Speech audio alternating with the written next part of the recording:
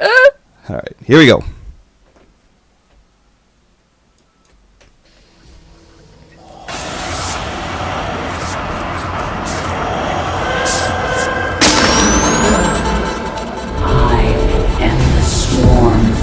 This isn't gonna just blow over. The Zerg won't stop until we're all dead. Vengeance shall be mine. The seven evils are one within me. I am Legion. Stay a while and listen. To ask why we fight is to ask why leaves fall. You are not prepared. Warcraft players, where you at? StarCraft players, where you at? Diablo players, where you at? BlizzPro. BlizzCon is over, and we're going to discuss the aftermath. What's in store for WoW, Diablo 3 and Hearthstone, and Heroes of the Storm. Buckle in, and welcome to BlizzPro's TwizCast. Disturbing hallucination. You're hearing voices.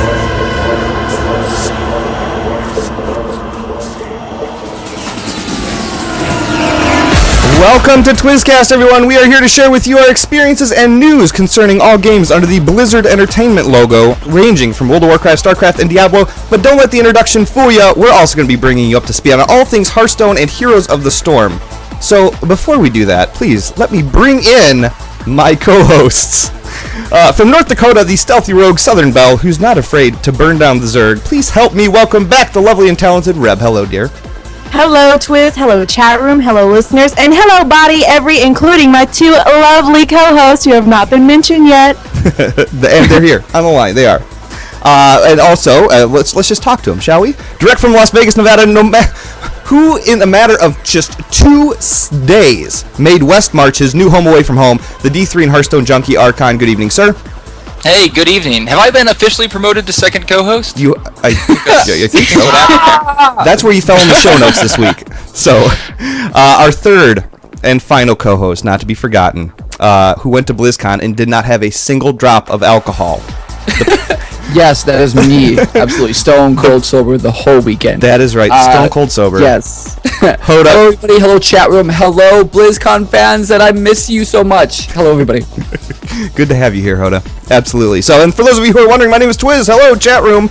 I'm a Brewmaster Monk and a StarCraft wannabe, which we'll get into that a little bit later. So, just a reminder, everyone, there are several ways that you can get your TwizCast and BlizzPro fix. We're available on iTunes, Stitcher Radio. The RSS feed can be found at twizcast.com. The show notes for this episode and all things discussed can be found in the same place and BlizzPro.com. Also, if you want to subscribe to our Twitch channel, you get an email when we go live. That way you're never going to forget. So head on over to twitch.tv/TwizCast. Hit the follow button so you don't miss us. So, lastly, as always, if you want to get in touch with us, hit us up, podcast@BlizzPro.com. So, enough with the not-so-witty banter. We have a lot of ground to cover in a short amount of time to do it in. We're going to kind of change up the format a little bit this week for you guys. We're going to actually replace our week in gaming with our BlizzCon experiences, because we had a couple of them. Just a couple of them. So without further ado, Reb, why don't you tell us about your BlizzCon experience? My BlizzCon experience. Gosh, is it already over? Is anyone incredibly has this incredible case of the sads because yes, over? Totally. Absolutely. Post BlizzCon depression. Yeah. Yeah, it really is. But something fantastic in the aftermath of the BlizzCon is that I am so absorbed into the campaign for StarCraft 2 now, and I have the starter edition where you get 5 or 6 different missions to do. Mm-hmm. It's all of Marsara, and then you have one more mission after that, and I can't believe it's over. Oh my gosh! And I've been playing Diablo so much. But as for BlizzCon, okay, day one, so much fun. Finally got to meet my co-hosts in person and got to mix and mingle with a lot of people that I know from Twitter. There's a few mana potions going around that day, and can I just say, if anybody ever offered you a particular mana potion called a Prairie Fire, don't do it. No. Don't do it. So we were over at the Hilton Lounge, and my fiance just thought he'd get the party going, and he offered Prairie Fires, a round of 6 of them, and went out to a few of our guildies who were hanging out with us, including Hoda. And it was the worst experience of my life. I completely regret it, and honestly, it made me so incredibly sick that Thursday evening that I had to miss out on World of Podcast. Oh. Like, I went, and on the second panel, which Twiz was on, the Hearthstone one, I was like, holy cow, I'm not going to make it through this. And I was like, I really want to hear what Twiz has to say about this spectator mode. And I was just like, if I can just make it through this. And finally, I was like, no, it's not going to be a good night. I don't do spicy food, and there was hot sauce in that particular mana potion. Not a good mix for me whatsoever. So all of Thursday, completely sick. Friday morning when BlizzCon began, I was really sick too, but I just wanted to push through it and put on a happy face and be excited. And it was totally worth it, because within the first hour of like the opening ceremony and getting in to see all the games and all the different like booths, it was totally worth it. And I was more than happy to put on that happy face and not be sick or not let people know that I was sick. As for some of my favorite things at BlizzCon, okay, this is kind of lame. I have something to show y'all. So, it's no secret that Mega Bloks makes World of Warcraft like the different sets that you can have. Well, at the Mega Bloks station, they had like this little iPad where you could put in your email and do like a little poll for Horde Alliance, and you would get a particular like Mega Bloks character. And the first day, let me grab it, the reward for doing your poll was this little Arthas Mega Bloks. Okay. Y'all can see that. It's pretty awesome. And then the reward for if you actually built something, you got it was like a special edition one, and I got Thrall. I'm not sure what everybody else was getting that particular day, but I'm going to show you what I made. Okay. And all right. I think it's pretty awesome. Is that a sword? It's a dagger. Nice. Yeah. Wow. Like, it's kind of flat right here for the blade. But I thought it was really cool how like I had the two different colors. Wow. And yeah. Now, I have a question for you on the Mega Bloks thing. Like, when I went over there to check it out, it looked like a quick competition. Like, everybody was just, like, stacking as quick as possible. It looked like the stacking cups, you know, how people do that on ESPN. That's how it looked like. So, were you, like, rushed, or do you take your time? Well, pretty much there were so many people, because initially it was the first thing that I saw when I had walked in. And I was like, oh, I have, like, all weekend to build something. Big mistake. Ended up going back on Saturday to actually like finally build something and get my special edition. There were so many people. Like, I ended up having to push this little kid out of the way just to get to some Legos. What I ended up doing, you'll notice with my daggers, like, it's all different colors down here, and it like doesn't make sense. Yeah. I picked up Mega Bloks from the ground and just started putting them together. Wow. It's like it had no rhyme or reason until I could actually kick that little kid out of the way and get to the actual Lego or actual Mega Bloks in the bins. And like people were just snatching Mega Bloks here and there, and just it was a madhouse. Wow. And it was adults too acting crazy, like, this is my color, this is my color. Anywho, let's move on from that. Other than that, I have to say I really, really enjoyed this this new game that was announced by Blizzard. You may have heard of it. It's Heroes of the Storm, and it's definitely not a book. Lost quiz. Hey, why you gotta bring up old crap? Huh? Come on. Old crap from like 3 weeks ago. Anywho, the Heroes of the Storm was probably my favorite part of BlizzCon, getting to play it. I love League of Legends, but honestly, I think this is really, really going to take over all of my gameplay time. Like, it's going to trump WoW for me. It's going to trump everything. Like, I'm going to be so addicted to Heroes of the Storm just because it has a little bit of something from every single universe. Sure. And it's like, you know, I'm a Diablo fan, I'm a WoW fan. You know, I'm starting to get into StarCraft 2 once I actually get the entire game. I'll be more into it. But it was so much fun. And what's even better about what happened is both times that I went to go test it out, we ended up going against it it was 5-on-5, so they would bring in 10 people. And every time that I got selected to go in, I had my enemies would be like a preset team. Like the first time, it was a preset team of like 5 people who came up, and they had like 2 little kids with them. And I was like, I'm so kicking your butt because y'all don't know what you're doing. And it was kind of raffle stomp. And the second time, it was a preset of 7 people. So 2 of their 7 people got on our team, and I was like, okay, I'm willing to carry. It's fine. But it was amazing, so much fun, easy to kick butt. Malfurion kind of sucks. Don't pick him right off the bat unless you know how to support. But yeah, it was an epic time. Epic panels. It was cool meeting like all the CMs that we know, like Fenteo, who's actually in the chat room right now. Absolutely. Zom, Redarius, the coffee bird. It was cool. And then meeting all of y'all. It was neato. So that was basically my highlights of BlizzCon. What about you, Hoda?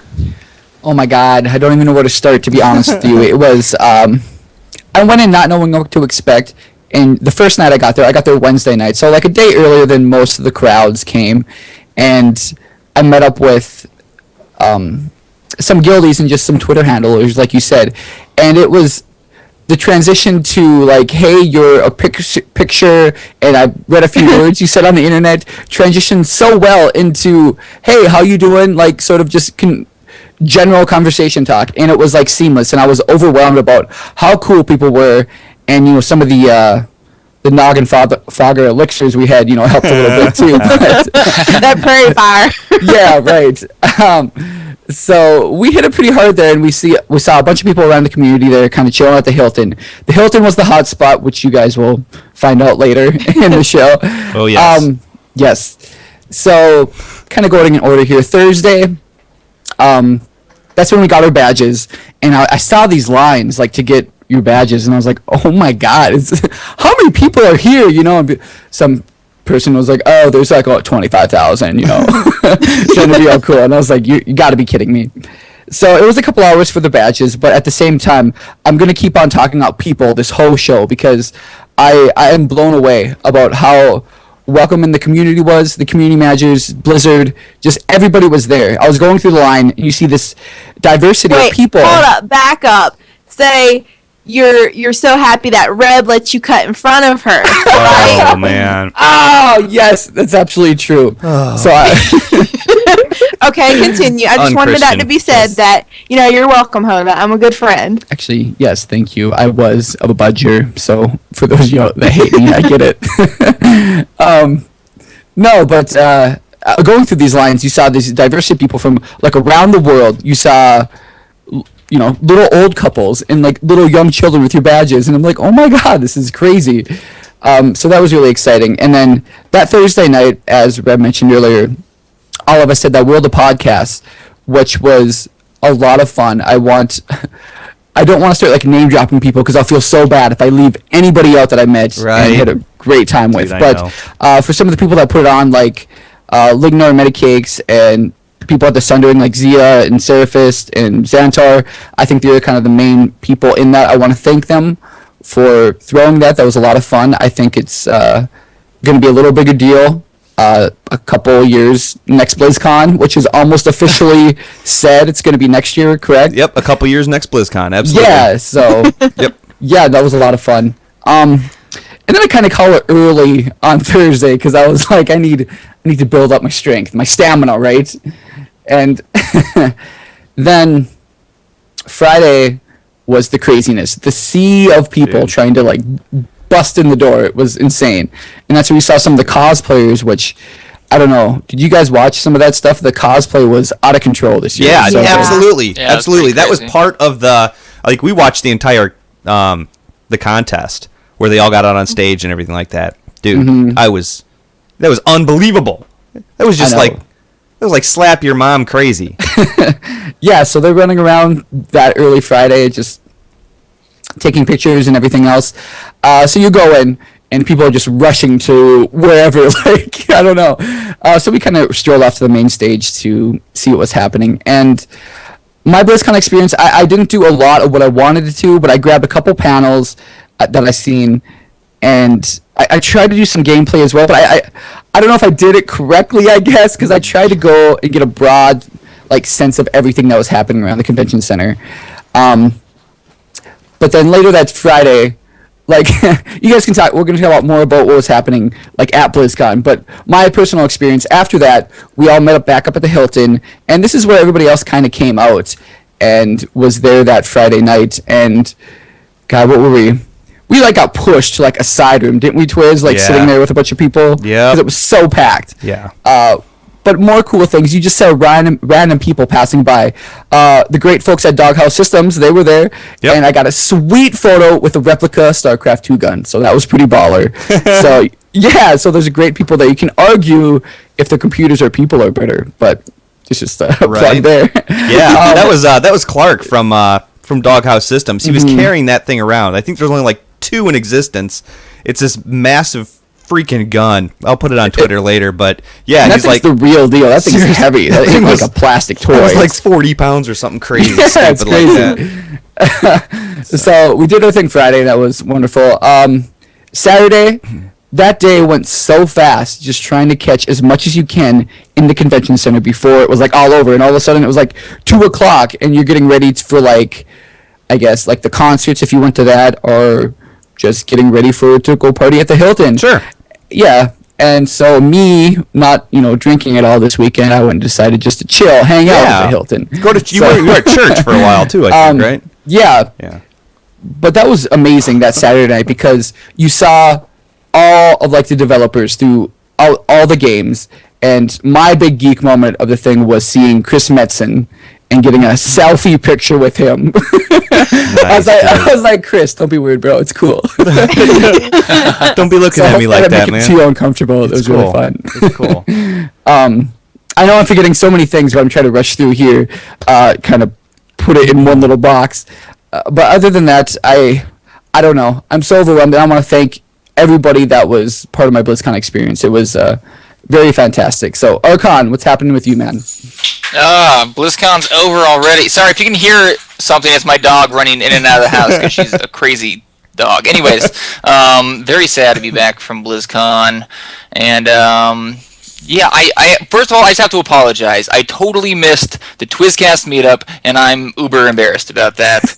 And I'm never gonna forget. Why did you miss it? Let's hear it. Are you scared of Hoda's beard? Because you can just tell us, dude. We're close. Well, I met Hoda Thursday night, and I wasn't prepared for that beard, and I just couldn't take it anymore. I had to skip Saturday. It was my annual dose of beardage. No, but really, I'll get to that. I'll start with Thursday. Thursday, went to the Blizzard Mixer. It was cool. Got to meet a lot of people, a lot of live streamers that I've talked to but never met face-to-face, like Moldrin, and a lot of the Diablo people. Got to chat with Josh Mascara, which was pretty cool, and got to meet Twiz there, and that was really fun. And then we stood in line for our badges, and we got to the front of the line, or what we thought was the front of the line, only to realize that was actually the back of the second half of the line. Huge line outside, like an hour wait, and then we get inside, and there's just a warehouse of line, and then waited for another hour. But it was cool. There's actually a couple of people in line that recognized me, which I didn't expect, and it was really nice to be able to chat with some people that watched my stream or my YouTube videos. They had to look up at you because you are tall as a lot. You are tall. You're so tall. That's true. That was definitely the number one comment I got at BlizzCon was, I didn't know you were tall. Oh. Hey, you know what? Hey, you were talking about lines. I didn't put this in my BlizzCon experience, but I just remembered when you were thinking about this, or when you were saying that. I actually, one of the BlizzCon things that I did, walked right into the women's restroom. I did. I was like, gotta go, doing the pee dance and everything like that. And I'm like, oh, no line. And I walk right in the door, and there's this girl, and she's like walking out, and I'm like, what are you doing in here? She's like, what are you doing in here? I'm like, and you had some mana potions at that point? Mm-hmm. I'm in the wrong place. And then of course, no, I'm sorry. Was that just the weirdest thing ever though? Like the guy's line for the bathroom was crazy, and there was like no girls line. Wasn't that supposed to make the It was different amazing. way around? I don't get it. It was so amazing. I didn't get it until I think it was Well, Honey who was like, "Well, there's Not so that many sure. guys here," and I was like, "Well, I guess that kind of does make sense. There is primarily guys here." Yeah. It's like a 10-to-1 ratio, right? Yep, Yeah. yep. So Yeah. I'm sorry, Archon. I didn't mean to interrupt you there, dude. Jeez. But I had to let everybody No. know that I walked into the women's. Oh, you restroom. had more to say? Oh. That was it. I just waited in line. That was pretty much the only thing that happened. No, yeah, that was a new experience, waiting in line for the bathroom. But then, yeah, Thursday night was World of Podcast. It was cool to meet Hoda. I can't believe I didn't meet Reb the entire weekend. That was just... I know. I know. So I guess we'll have to wait till BlizzCon 2014. But Friday, got there nice and early, caught some of the cosplayers. Those costumes must cost a fortune. They're crazy. Right? Oh, dude, it's unreal. Yeah. Unreal. And then I went with 4 friends that are really into StarCraft, and they convinced me to spend about half of my time watching the WCS, the World Championship StarCraft. Their argument was, we get to watch everything on the virtual ticket, so what's the most exciting thing to watch live? And I was like, that's a good point. That is a good point. And but I kind of regret it. Although the StarCraft matches were very exciting. I don't play a lot of StarCraft, but I love watching it. The finals with SOS and J-Dong were insane. I don't know if any of you guys... I did. Yes. I did. I watched the first. I watched the first round, and then I had to go. But I did watch it, and you know what? It's like I didn't exactly know 100% what I was looking at, but like I could put together kind of what was going on, and then just the announcers. Day 9, the way he works the crowd, the way he works the announcing, it gets everybody excited, and like all of a sudden you just see stuff blowing up, and it's like, I don't know what's happening, but it's excellent, you know? Yeah, Day 9. No, yeah, Day 9's awesome. But he casted with Tasteless for a while, which is his brother, who lives in Korea, and I'm pretty sure, someone in chat, correct me if I'm wrong, it was the first time the two of them ever casted together.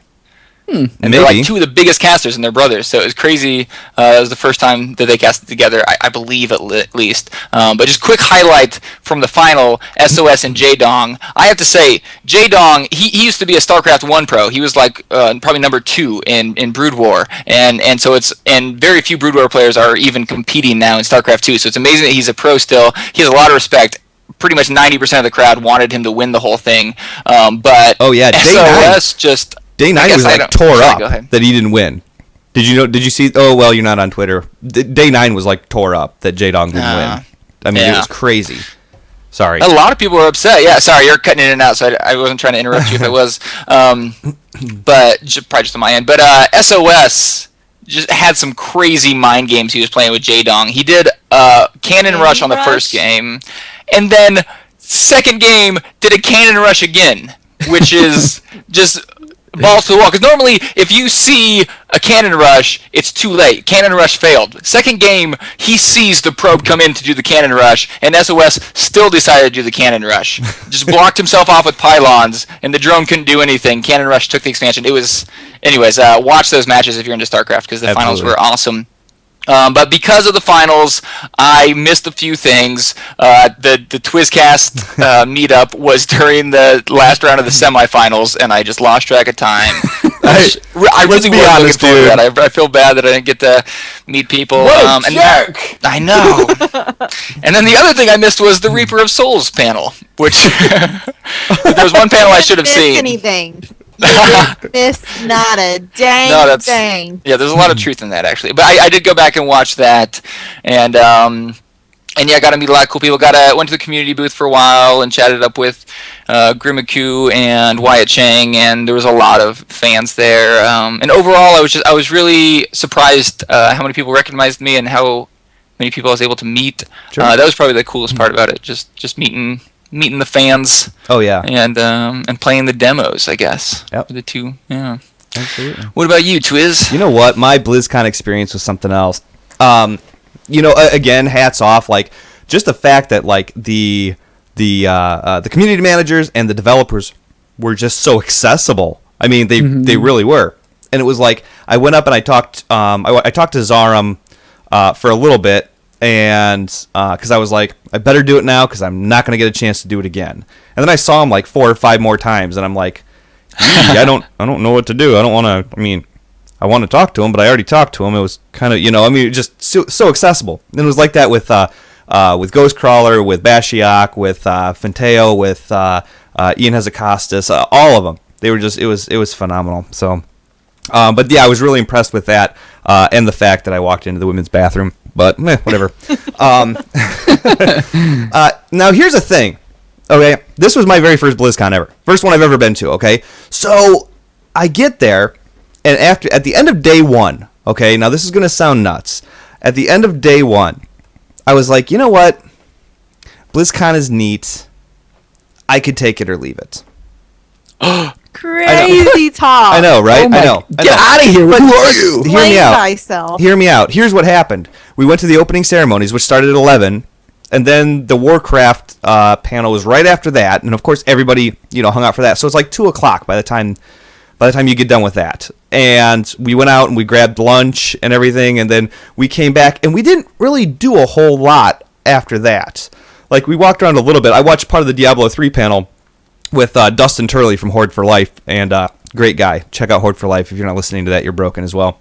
But hung out with him for a while, and then on Saturday, I walked around with my wife, and we walked around and we looked at everything, and I got to play the games, and I got to watch the WCS, and I got to check out Reaper of Souls and everything, and that's when it clicked. That's when I was like, wow, I see what this is all about now, and that's what really blew me away. That was what that second day. If I hadn't had that second day, I probably would have been like, I didn't have the amazing experience that everybody else did, but I ended up having that. So I know what you mean. Like, the panels seem like they're going to be the most exciting, but it's probably the thing that you could skip the easiest, right? Yeah, and that was the thing, man. Is I knew I had the virtual ticket, so I can come back and watch those panels. I need to go and soak up the environment. I can't go home and play Reaper of Souls. I can't go home and play Heroes of the Storm. I can't do that. I can't go home and play a PS4 until like a week from now. Right? Exactly. So I wanted to walk around and soak it all in, and it was awesome. It was kind of funny. Who was really, really cool was, and we're going to talk a little bit about this later. I don't want to spoil the game section, but I did play the new WoW expansion, Warlords, and I got to run the dungeon, and it was really cool because the staff guys, like, you're on a timed, you're timed, and the people are like, normally when you're timed on something and you have to share computers, the staff, not the Blizzard staff, just the staff of whoever, wherever you're at, they're like, all right, time for you to go. You're done. Time's up. It's like, all right, whatever. And we're in there, and it was me and Honey and Angry Orc and you, Hoda, and my wife, and we're running a dungeon, and we're like, oh, we're so close, and the staff was like, all right, one more pull, guys. Do it. Come on, you got this. One more pull. And it was like, how cool are you? Yeah. I mean, that was really you got fun, to the end of the dungeon? No, we got to the second boss. Second boss? Yeah. Yep. I didn't even get to the first boss with my group. It's all right. Hoda screwed the pooch. I on didn't that even one, group. Well, it's so tough because, like you were saying, you like get this stock UI, and you're like, I need to map my buttons, I need to do my keys, I need 5 minutes, guys. Hold on, Oh my gosh! But no, you know what? Very cool thing. Couple of really cool things happened. I want to give a huge shout out to Jewel, who is at 4over4, FOUROVER, the number 4. He hooked us up with some absolutely phenomenal Twisted Empire shirts. And they're all over Twitter if you want to check them out. Check out the Twisted Empire feed. Very cool. But Ro from Rel Maintenance was there. And all of a sudden my phone started blowing up. I'm like, what the heck's going on here? And he's like, I can't make this up. Guys, I'm dead serious. I'm standing outside of BlizzCon right now, and there's a food truck with a TV on the front of it. And this TV is looping Twizcast and BlizzPro weekly. It was unbelievable. And so I went out there and I checked it out, and I was like, "Holy cow! What's going on here?" And I walked up to the guy and I'm like, "Where did you get this show?" And he's like, somebody gave it to me and told me to play it. I'm like, okie dokie, whatever. But yeah, it looped for 2 days. It looped Twizcast and it looped. How come all your impressions are like a 30-year-old, like 30-year smoker? I don't get it. Because that's just how I'm rolling. Your impressions are Roz from Monsters, Inc. Can't I just tell a story? That's good. Anyway. Sorry. So Mateo knows who gave it to them to play. Oh. If he's willing to, if you're willing to share that, Fenteo, there's a big box of chocolates for you. So, I don't know what that means, but anyways, like just like you said, Archon, I watched the WCS quite a bit, and I really liked it. I jumped into the campaign mode this week for StarCraft. I'm still working my way through Wings of Liberty. I don't want to hit Heart of the Swarm yet until I beat Wings of Liberty, or until I get stuck and say screw it. Then I will definitely jump into Heart of the Swarm. But I did meet quite a bit of Twisted Empire people.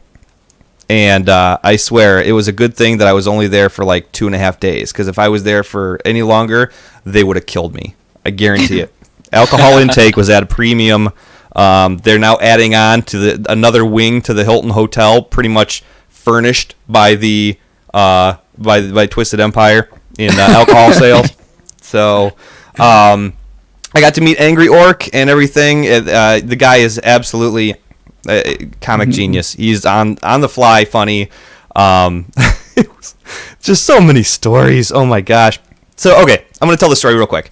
So, like you were just talking about, we're playing World of Warcraft, and there is no add-ons or anything like that, all right? I actually had left with Dustin Turley. I was playing Diablo 3 on the PlayStation 3 at the Blue Community Manager's tent and everything. The 3 or the 4? There was 3 of them.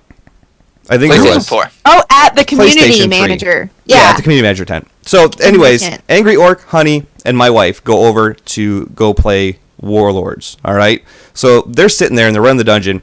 My wife is healing, all right? She has no add-ons or anything like that, and they are just dying left and right. Just total failure, completely, whatever. So Angry Orc calls my wife Stella. I don't know why. That's not her name.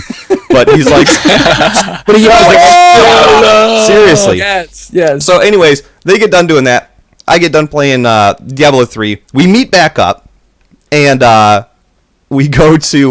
we're watching Method and Midwinter during the raid contest, right? And so, anyways, for those of you who missed it, Method ended up winning the raid, yeah. But Midwinter got like 3 bosses in, and they wiped like 4 or 5 times religiously. Oh, it was painful. Their second boss they got to. I felt so bad for them. It was so bad. So anyways, we're sitting there, and all of a sudden my wife just breaks out in laughter. And I'm like, what's your deal? What's going on, And she shows me this tweet from Angry Orc, and he's like, Stella, are you up on stage healing for Midwinter? The guy just cracked me up.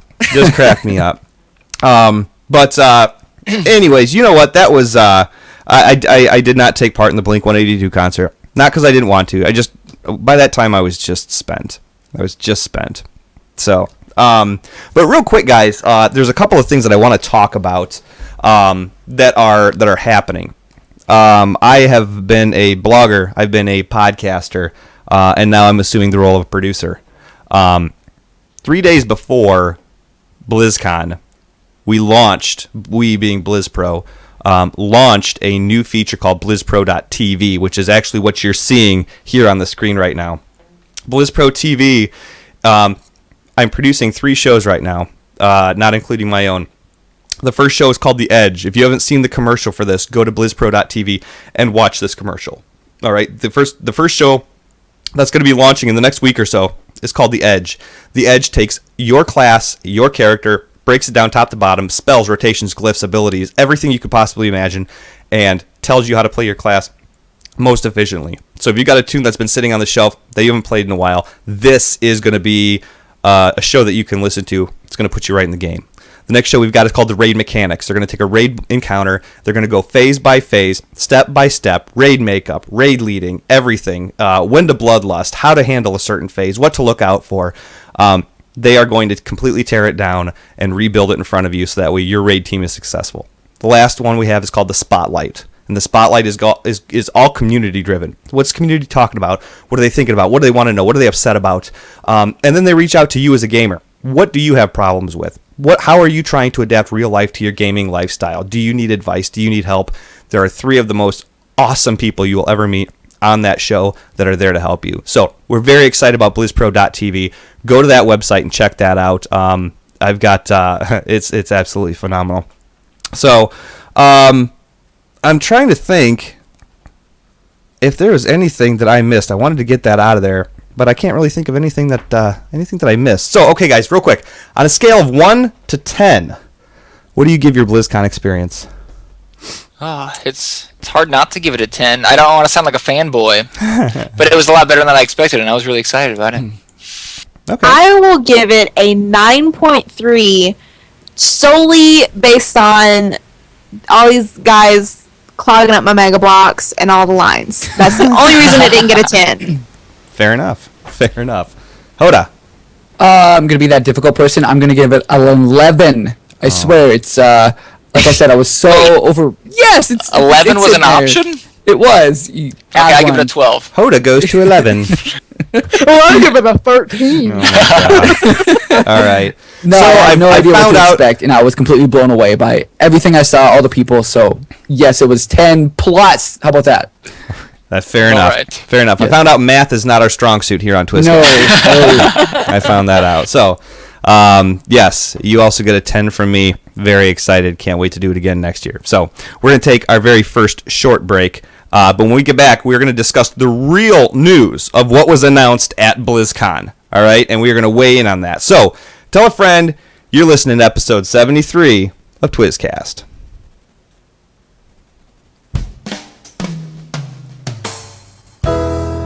Today, we salute you, Mr. 3 frames per second man. Mr. 3 frames per second man! You dare dream of a world where the fire animation is something you can easily walk out of. Get out of the fire! You boldly embark on quests that take 4 times as long. I don't know if I'm still in combat! And one day, you'll actually be able to see your bobber dip when you fish. I don't know if I should click now. And Moonguard will no longer kick you due to FPS problems. Mail not out looking for fun. So here's to you, Mr. Sultan of Suck.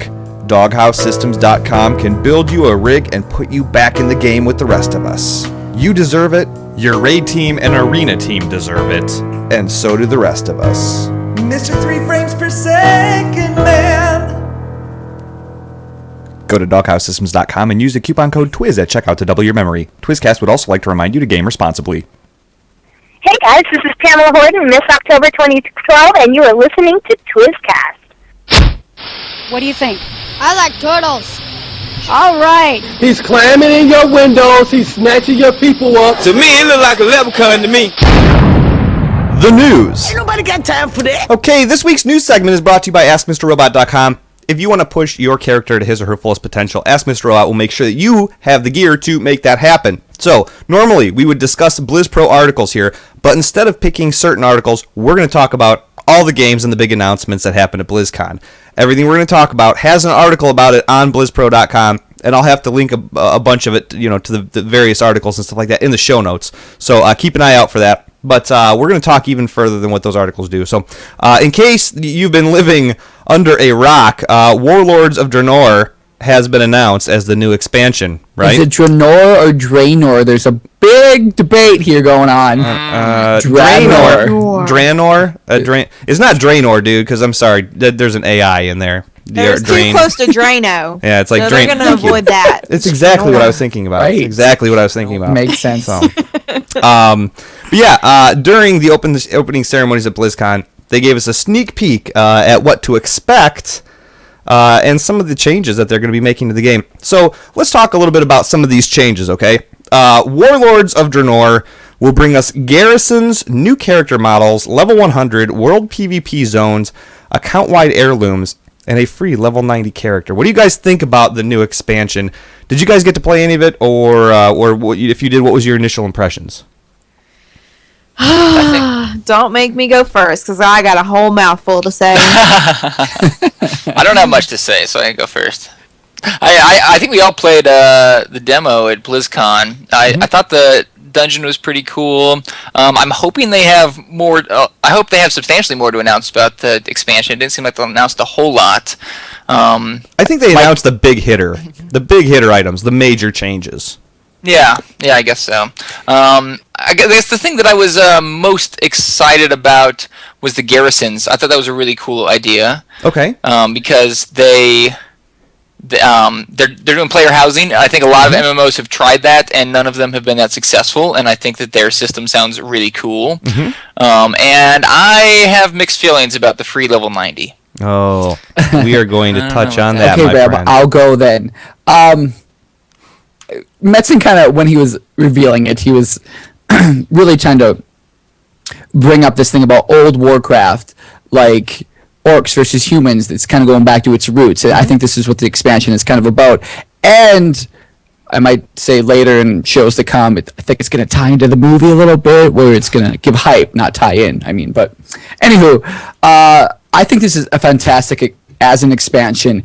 Overall, it's very upgrading system. It's almost, I wouldn't say it's like WoW 2.0, but it kind of is, because we're getting character models. Sure. We're getting all this junk like out of here, like between inventory items and just nice, clean cut, like account wide stuff I love, and everything else. And the item squish, oh my god, a new itemization. It's insane. Yep. I really think they're throwing a lot at us to clean up the game, and I absolutely love it. There's a lot of junk we don't need right now. They are. Yeah, one of the things that I noticed, especially talking about that item squish, man, was it wasn't as in your face as I thought it was going to be.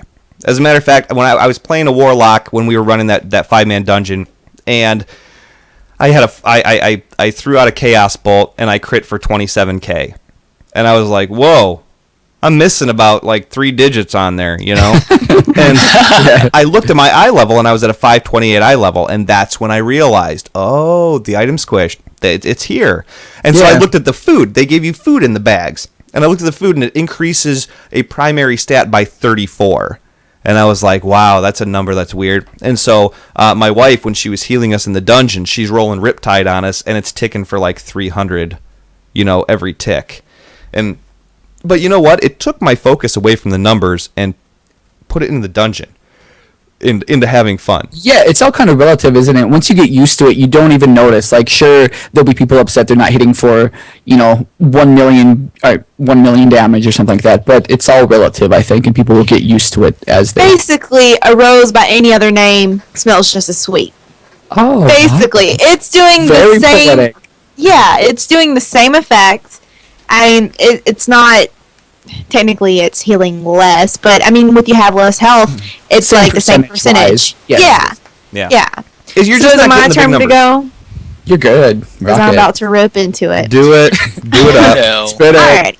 So, when I first walked into BlizzCon, I went into the World of Warcraft room first, and I was heading over to the Mega Bloks, and that's when I noticed the 50 gazillion computers in the World of Warcraft area. And I was like, obviously we're going to hear about an expansion, and if they have this many computers, it's not just so people can try it out, it's because we're going to be playing like an early alpha and early beta of the new expansion. And I was like starting to get teary-eyed and excited, and I was like, this is really cool.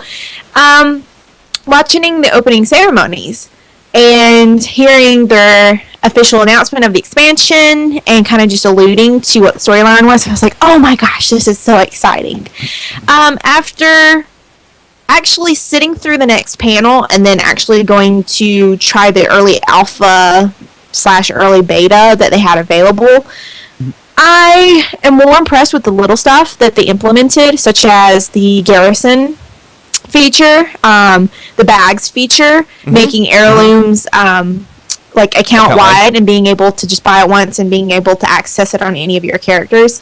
That was stuff that I was really excited and completely glad that they implemented it. Even the new character models, they're gorgeous, and we'll talk about that a little bit Even later. the new character models, especially the new character models. Mr. Transmog, look. That's all. Yeah, I'm surprised to hear that from you, Hoda.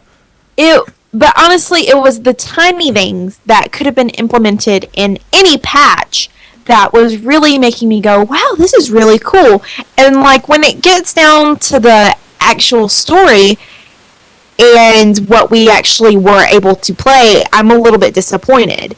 I think going back and taking a land that we visited in technically it's present day time, and just like revamping it and saying that it's past, what's the word I'm looking for, past model, or what it used to look like. I don't want to say it's completely unoriginal, but I was kind of disappointed with it. I wanted a whole new land. You know, I was not around during Burning Crusade, but I can remember the first time I went through the Dark Portal, and I remember specifically looking up at the sky and thinking, wow, this is completely different, but I don't want to go back. I don't want to see Nagrand again. Like, Nagrand's boring to me, and it's going to be pretty much unchanged. Except for like the little floating things are going to take that down. I hate ogres. I hate Gron. Like, it's boring and I'm not interested. When we played, actually on the computer, all we did was grind out quests and it was boring and I did not have fun. I didn't go into the dungeon, and I think that's where the mistake was and why I wasn't excited at all. And I was like, you know what? I have to get really engaged in this lore because I'm not having it right now, and this could be the end of Warcraft for me if they don't, I don't know, deliver more to me. And so I have to tell myself, like, this has to just be what they're did they say it was alpha or beta? It was like a demo that was on there, actually. Yeah. Yeah, and I'm like, this just has to be something that they've thrown together in maybe like the past month or so, because I'm thoroughly unimpressed. You know what, Reb? I think not thrown together. I don't think that's what it was. But if you watch the videos, I just played one for the chat room. If you watch these zones and everything like that, I mean, it is gorgeous. I would not judge the entire expansion by the one small piece of the zone that you saw, because when I played, and Archon, I want to hear what your thoughts are on this, but when I played, I saw the quest and it's like, you know what, I'm not interested in questing. I want to see this world. I want to explore it. And so I took off and started hauling butt across the map, and I was like, I'm outie. And so I'm rolling and I'm seeing buildings that are unfinished and uncolored and stuff like that. I also made it all the way to the end of the zone, and just before I zoned into the next one, it ported me back to the beginning again. So I spent like the 20 minutes I had on the computer running only to get ported back. So, but overall, like the Shadow Moon Valley, that is gorgeous, and I think it's a really cool concept to have like the main Alliance city in what will become Black Temple. I think that's really cool, and that's a nifty idea. But as far as like the storyline, I'm not feeling it yet. And I'm really gonna have to have some of that lore like pumped into my veins to actually, I think, enjoy this. Yeah, I really agree with you, Reb, on like the storyline and overall arc of it, because timey-wimey sort of things going on. It's time travel, but not. Okay, spoiler alert for anybody that's out there. Okay, 5 seconds. Okay, that's close enough. Garrosh will be freed from Pandaria, his like trial, go back in the past to a point where the old horde is like 30 years ago in Warcraft, and he will like get all the orc warlords and chieftains together and prevent them from drinking the demon blood, which is like completely going to rewrite our history, but they said it's not. So pretty much it's like an alternate timeline and them converging on each other. I know, it's absolutely crazy. It's hard to think of. Alternate dimensions and alternate timelines just seems like a way to write yourself out of a corner. Like it's on the same level as, you know, having something happen and then realizing it was all a dream sequence. Like, that's how much it like ticks me off, having like this alternate timeline. It's like, no, I want to continue the story that we're living in, and I don't particularly like the whole time travel. It was cool when you did the Black Morass. It was pretty cool when you did Return to Durnhold Keeper, Escape from it, whatever you call it. But you know, it's getting stale, and I don't want it anymore. And I don't know, it's just my opinion. Other people out there are probably like, oh, an alternate universe, that's so cool. But you know, honestly, it's getting to where I'm like, let's stop time traveling. Bronze Dragonflight, leave me alone. Like, go away for a little bit. Okay, I need something else. It totally worked in Back to the Future too. Okay, it totally worked. Yeah. When old Biff goes to young Biff and skews the timeline, okay, you know what I'm talking about. It worked. And kissing you is like kissing my brother. I get it. Yeah, exactly. My brother. Yeah. You're back safe and sound on the good old 62nd floor or whatever it was. I'm with you, Grab. I'm going to argue just a little bit more. Metzen said, like, through the panel again, he's like, stay with us, guys. Like, we're going to start, like, throwing out expansion. So I really think it's, because I'm with you, Reb. The overall arc at the end better have an awesome resolution to get me to the next expansion. But he was saying a lot of people haven't experienced like Warcraft 1 and 2. They don't really know the story of that, the setting, the original storyline. So I think it's kind of going back and come on, Outland. I love Burning Crusade. I want to see it as like a whole. It's going to be great. You know what? I did not play Warcraft before I played World of Warcraft. Like, it was something that I went back and played. I was not an original vanilla player. I was not an original Burning Crusade or even like a real Wrath player. But honestly, if I was a player coming in and had no clue about the initial stories in Warcraft, like didn't know lore at all, this alternate universe would only confuse me even more. And I think it's a huge mistake, and it's not a path I would take. No, I agree with Reb. It felt kind of like a cop-out storyline. However, I don't care at all about lore, and the new zones look really cool. So it didn't bother me at all. But if I cared about lore, I guess it would bother me. Although, did you guys hear what got the loudest applause at the official panel? No. Loudest applause, hands down. Quest items will no longer take up inventory space. Oh yeah. Of all the things. That's one of those small things that I was like, heck yeah. Yeah, I think most people probably agreed with Reb. The small things were a lot more exciting, at least to the audience, than the big announcements were. All the small things. Oh my god. Yeah. Okay. You were there, man. You can't use that. Okay? I did. All right. So we've got this. Let's break this down. Okay, let's break down all the announcements and talk about each of them individually and actually do them justice. So let's talk about the level 100 cap. Okay. As I said earlier, it's been increased to level 100. Ghostcrawler said that the main reason for doing this was from a mathematical standpoint. All right, with gear increasing in potency as your level increases, it's easier to spread the item levels over 10 levels as opposed to 5, which actually kind of makes sense. I actually buy off on this, since in a regular dungeon, you can get an item level 450 gear when you're level 88, and you get 463s out of heroic dungeons. I can actually feel like the lack of upgrade room with that being said. So what do you guys think about 10 more levels or what? I mean, it's been speculated all over the place. They're going to do it in 5s. They're going to do 2 more expansions, and that's going to take you to level 100, and that's going to be out. And now they're going for the Gusto. They're going straight for 100, and they're talking about all the other bullets that they have loaded in their gun for expansions to come in that. So here we are, 10 levels. Are you a fan of the Wrath of the Lich King 70 to 80, or would you rather go back to the Cataclysm and Mop 5 levels?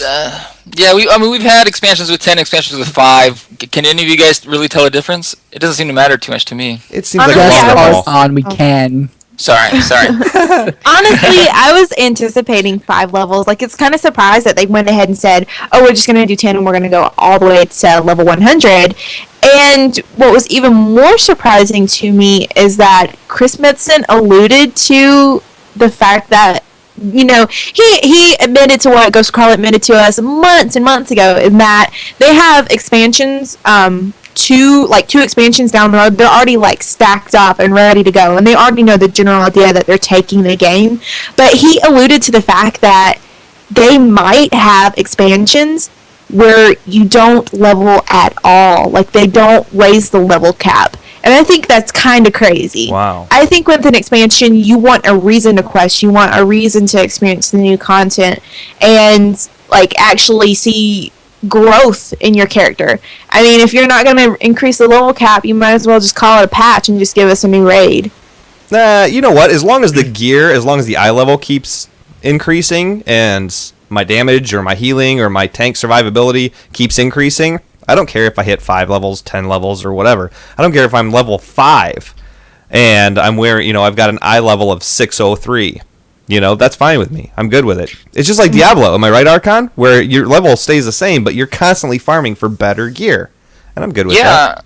Yeah, I mean, I think most of us like endgame in WoW a lot more than questing. I know there's some people who are... I want levels! But really, if you think about it, assuming they put the same amount of development time into it, and they don't give us questing, that means we're getting a lot more endgame features, right? Sure.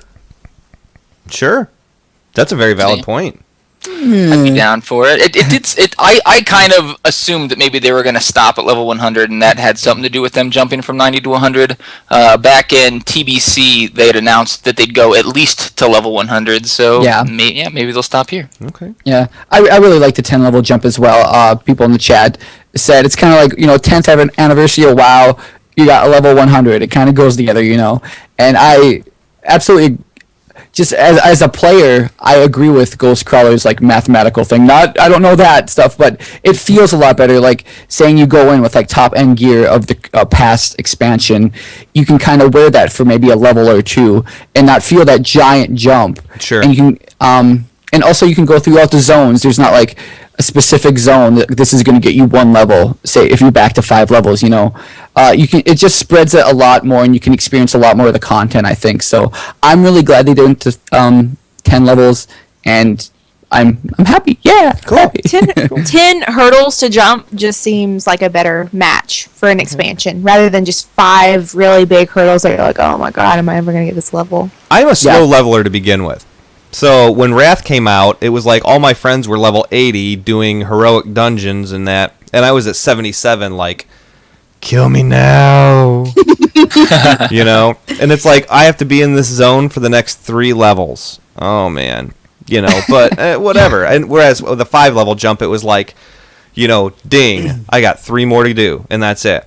Ding, I got 2 more to do. Whereas now it's ding, I got 7 more to do. It's just, I don't know. Well, whereas with the 5 levels, you're like, ding, ding. It's not going to be ding, ding, ding, ding. It's just ramp it up. It was a very intelligent conversation. Yeah, I know. Yes. I know. Yeah. Reb talks about her ding-dings. Okay. Ding, ding. All right. So that's where we stand on level 100. I think the general consensus, I got beat out 3-1 for it was a good thing. I'm okay with that. Yeah. Let's talk about Mr. Garrison. Okay. Player housing garrisons is something that's being implemented. It's been implemented in other games, and it's finally made its way over to World of Warcraft. Here's how it's basically going to function, from what I saw, anyways. There are 3 tiers for upgrading your garrison. You can pick and choose how you want to run it, since it's going to offer a bunch of perks such as access to professions that you don't currently have. Blizzard is also having followers that will stumble into your garrison, and you can recruit them to do jobs for you, or go off and run a dungeon or a raid or something like that. If you do that, they'll come back and have loot for you, supposedly. So there's possibility that you can actually get gear upgrades by having them farm for you. It's very much like SWTOR, for those of you who played that. Yep. Does this make sense, or do you guys think they're doing the right thing here, or what do you guys think about player housing? Yeah. Yes. I almost hope they didn't do housing, because I've never seen housing done well, but I think this could be it. They give you so much customization, it's actually useful for you. My favorite part, which you didn't mention, was that you can get gear for the follow them up. Mm-hmm. Oh, I thought that was awesome. And level them up. Yeah. Yeah. And they have to start somewhere, right? They can't just, I don't know, there has to be a little integration of player housing, right? And they can just keep getting better, so I think this is a great starting point as well. Sure. You can name them too. You can name them. So it wasn't until I started to get into podcasting that I had heard about player housing and how much people actually requested it, and I was like, yeah, I could take it or leave it. And then after exploring the idea a little bit more and hearing officially about the garrisons, I'm really excited, because this is a huge version of our farms in Half Hill. And I love that little farm in Half Hill. I took my old playing seriously in Half Hill with that little farm. It was ridiculous. And it was really cool how you could just, do something really quick, leave it, and then come back the next day and you're rewarded with your crops. Whereas now it's you can do something with your little followers. You can leave them for a day and they can go to a dungeon and get you something, or you can leave them for a week and they can go raid and bring you something. And I think this is just so neat. The next thing that we need to implement in our player housing is a wardrobe where you can have a closet and you can have preset transmogs. Yes, agreed. A little clarification on these. They said you can put these wherever you want in the world. That's kind of the case, but not really. There's preset places you can put your garrison in all the zones. So there's only if you want to go to God, what is it? What are the new zones even called anymore? Shadow Moon Valley, for example. There's a specific spot you can put it, but when you put it there, you can place and design your buildings in any spot you want, sort of, and kind of mash them up. So, and there's also going through. There's 3 tiers to build your garrison. So obviously, start at level 1, 2, and 3. So that's kind of what's going on. Weren't they expressing that it would be with each patch that comes out that it would be upgraded? I don't know. Did I don't make remember that seeing up? that. I think you made that up, but yeah, I think it's a good theory, though, right, Blizzard? The thing that I've heard on a lot of other shows, and it seems to be that there's a lack of clarification, was some shows, some other podcasts and shows are saying that every one of your characters has their own garrison, and other ones are saying that you have one garrison shared by all your toons, and I don't know which is which. I believe it's character specific right now. See, I don't think so. I would think it'd be for all of your characters on that one realm, because Ghostcrawler said, you know, if you're gonna go and you're gonna go kill a Nixia, and you want to bring the head back and hang it up there, you know, as your trophy or whatever, you can do that. So that way, anybody that comes into your garrison can see that you have that trophy. But the way he worded it made it sound like you did not have to be on the character that got the head in order to have people see it. So I don't know. It's pretty much unanimous in chat that it's per character, but maybe all of chat's wrong. I don't know. It's possible. Well, see, Chat, I love evidence. I was gathering it was he was expressing that also if you have like a certain achievement, like let's say for instance you had the insane achievement, I think it's insane in the membrane, where like anyways. He was expressing that, you know, you could have a monument built in your like likeness. So this is what I gathered: a monument built in your likeness to put somewhere in your garrison. So it's like your followers could be like, "Oh, hail Princess Reb." That's how I took it. I might daydream a little bit, like during these explanations. You know, just tiny exaggerations. But the way that he was making it sound was just that, you know, your individual character will be idolized in this garrison, and it's like your home, and everybody knows who you are and what's going on about you because you're number one, and that's how I like to play. Right on. Yeah, I do think it's per character, and I don't know, Twiz, do you want to maybe just talk a little more about the SWTOR example you used for the followers? It's like you get these random characters through, oh god, what is it?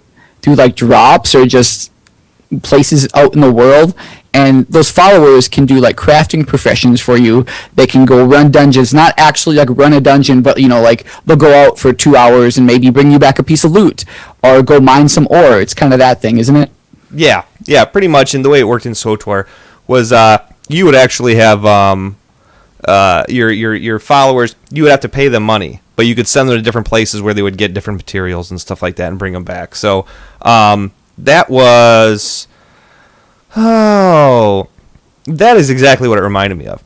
The only thing that sounded a little bit different was the fact that it sounds like these followers are going to have a little bit more personality to them. You're actually going to get to name them and stuff like that, and name them as well, I think. I think you're right. Yeah, but that's exactly what I just said.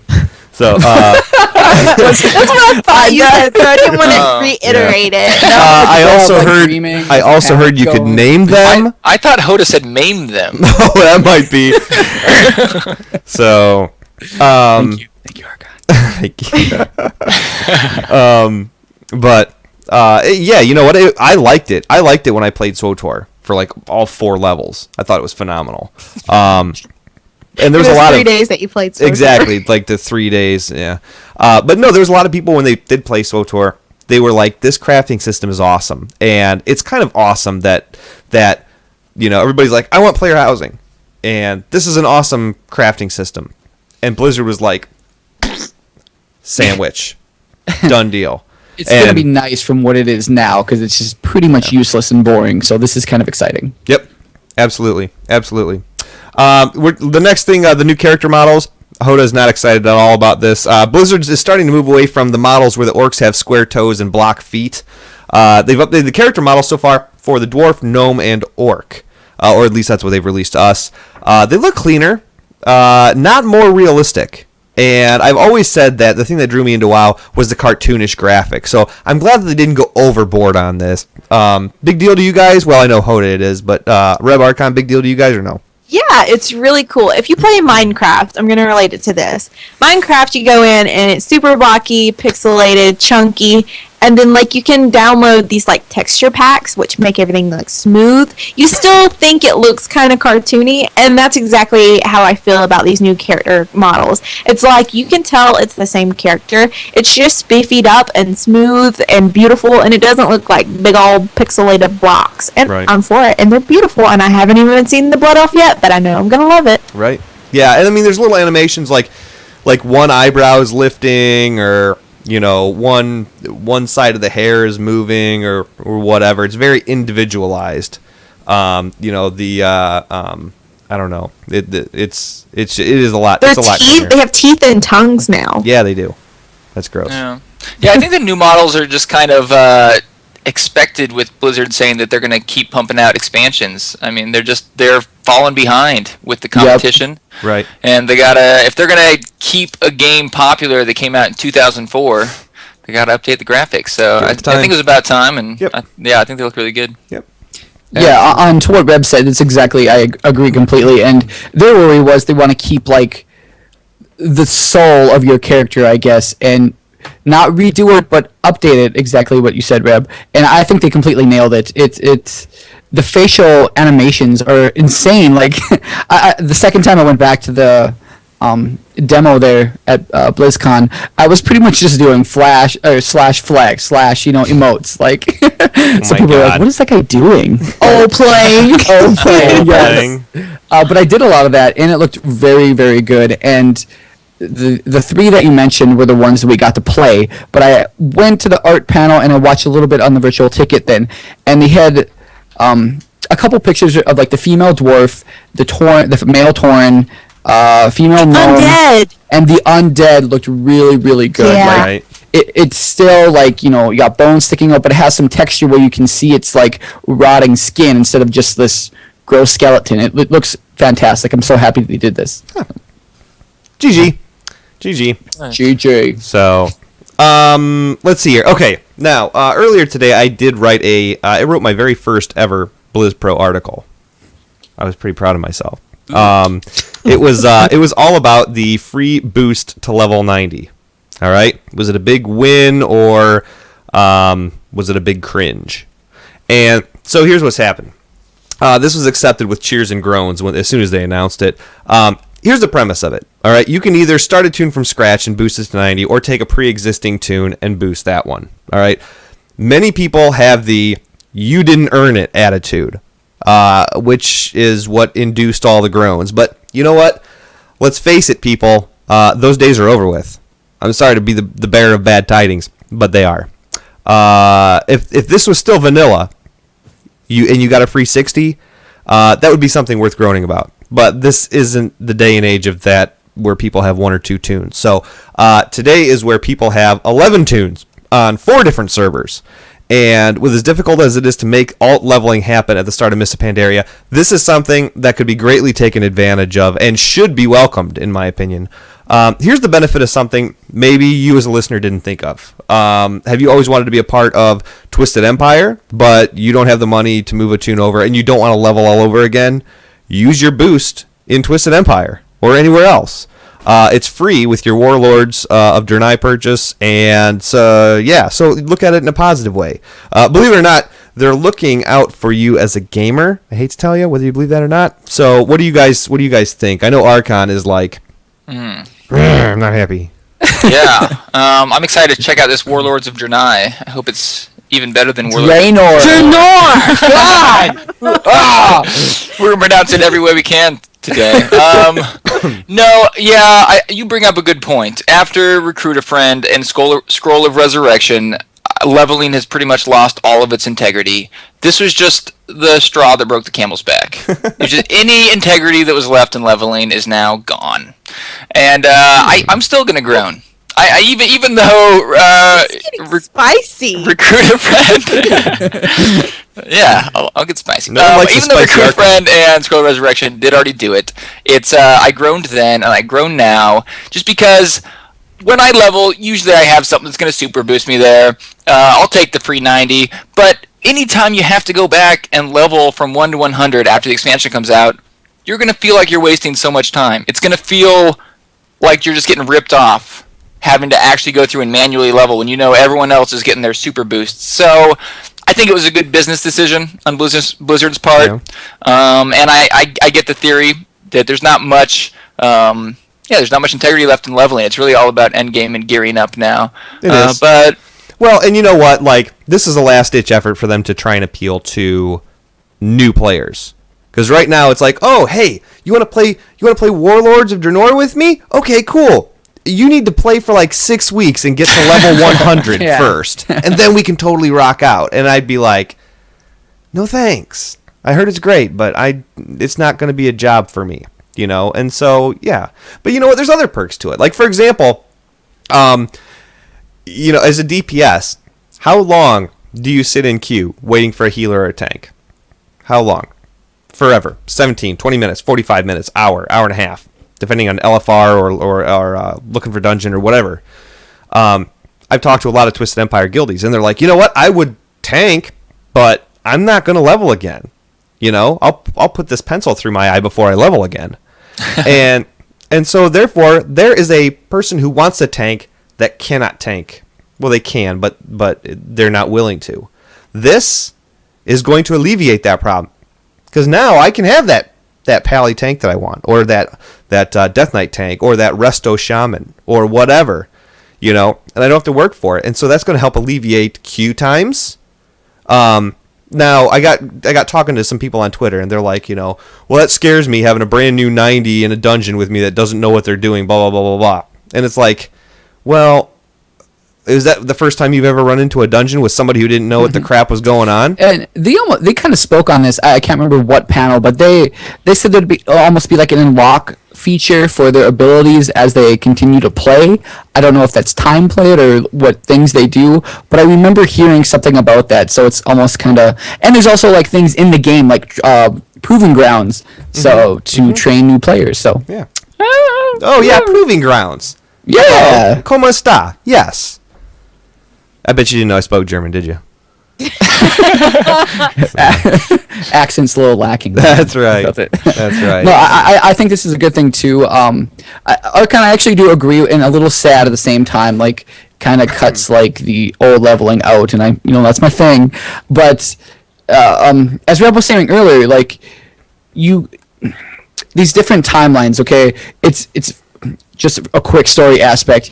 So if you have to go through the old games, you have when Deathwing destroyed the world, but then you go back in time to Outland, and then you go a little bit more further in time to Lich King, then you come back to where Deathwing destroyed the world, then you go to Pandaland, now you're here. That's very confusing for a returning player, let alone a new player. So I think just throwing people in here is probably the best thing to do. So yep. I think you're right, Hoda. What do you think, yes. Reb? I forgot if you commented on this or not. I'm flying through this stuff. I'm proud. Yeah, I haven't commented on this because at first, when I had heard about the free boost to level 90 for one character, I was a little bit apathetic. I just did not care. I did not shake my stick twice at it because I didn't care. And when I was trying to form an opinion on this, whether it was a good thing or a bad thing, is like, you know what? A lot of the vanilla players are going to be like, oh, you're just demeaning what leveling is. Free 90. But you know what? That's York. Okay. Ooh, okay, no, let me.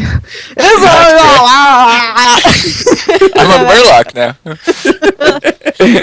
No, but honestly, I'm going to have to decide with Hoda on this, where let alone being a returning player. Like, for instance, I think about one friend in particular that I know, that I met at BlizzCon, that I've been friends with for years. We played back in Wrath, I believe, and I actually met him for the first time, and he doesn't play WoW anymore. He has not played Mists of Pandaria at all. And he's like, I'm really hoping Warlords of Draenor is going to get me back into World of Warcraft. And it's like, he doesn't have an ID, and I would feel really bad if he had to like skim through Mr. Pandaria, because he was totally not for pandas. He was like, I don't like this new race. You know, I've played beta. I'm not feeling it. I'm not feeling Pandaria. I don't know what his deal was, but he just didn't want to. So he doesn't have that 90. So I completely understand in this case where it's like, oh, I'm really looking forward to getting back into this. And, you know, I've been a fan of other Blizzard games, and I want to be back in World of Warcraft. I just need that 90. And it's like I can be sympathetic when it comes to that. Other than that, how do I feel about my personal gameplay and having a little level 90? Once again, I'm apathetic, and I don't care. You know, you brought up something. You know what I'm really tired of? I'm tired of the I don't like pandas, they're too fluffy crap. Mm-hmm. Get out of here with that crap. I'm sorry. You watch the Mop trailer, and you tell me Chen Stormstout is fluffy? If fluffy means I made Chuck Norris pee a little, then yeah, fluffy is exactly what it was. I was one of those people too, but they swayed me. I'm cool with pandas now, so I hear you. I get it. I just wanted to throw that out there. Tired of that. So they're cool. Personally, it's not the type of gameplay I like. Okay. All right. They're cool for other people. That's right. Whatever. No, I like it. I'm a fan. So, all right, guys. Now look. Is Fanteo still in the chat room? Because he's not going to like what I'm about to say.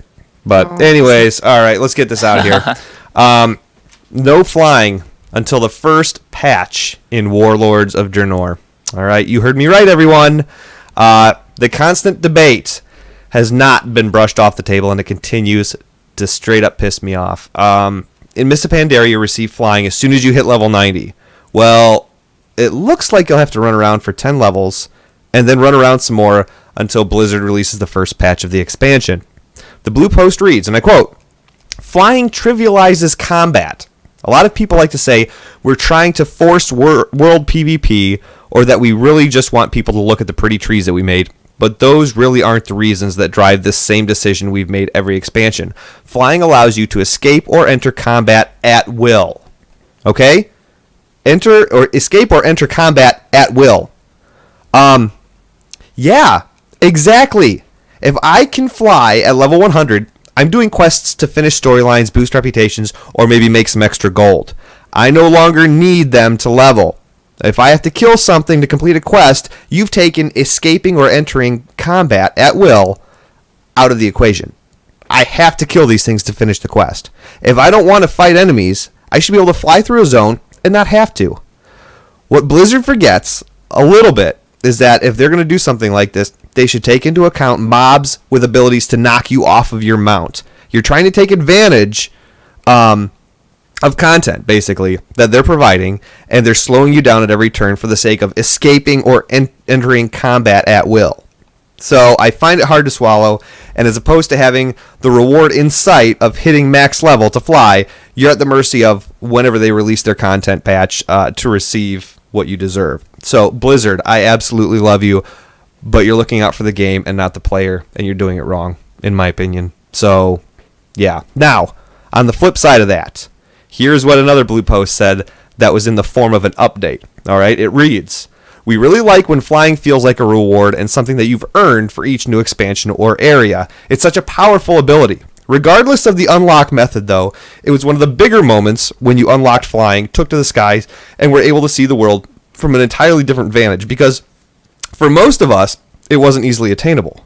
Our plan has been to recapture some of that, but make it a little bit cooler.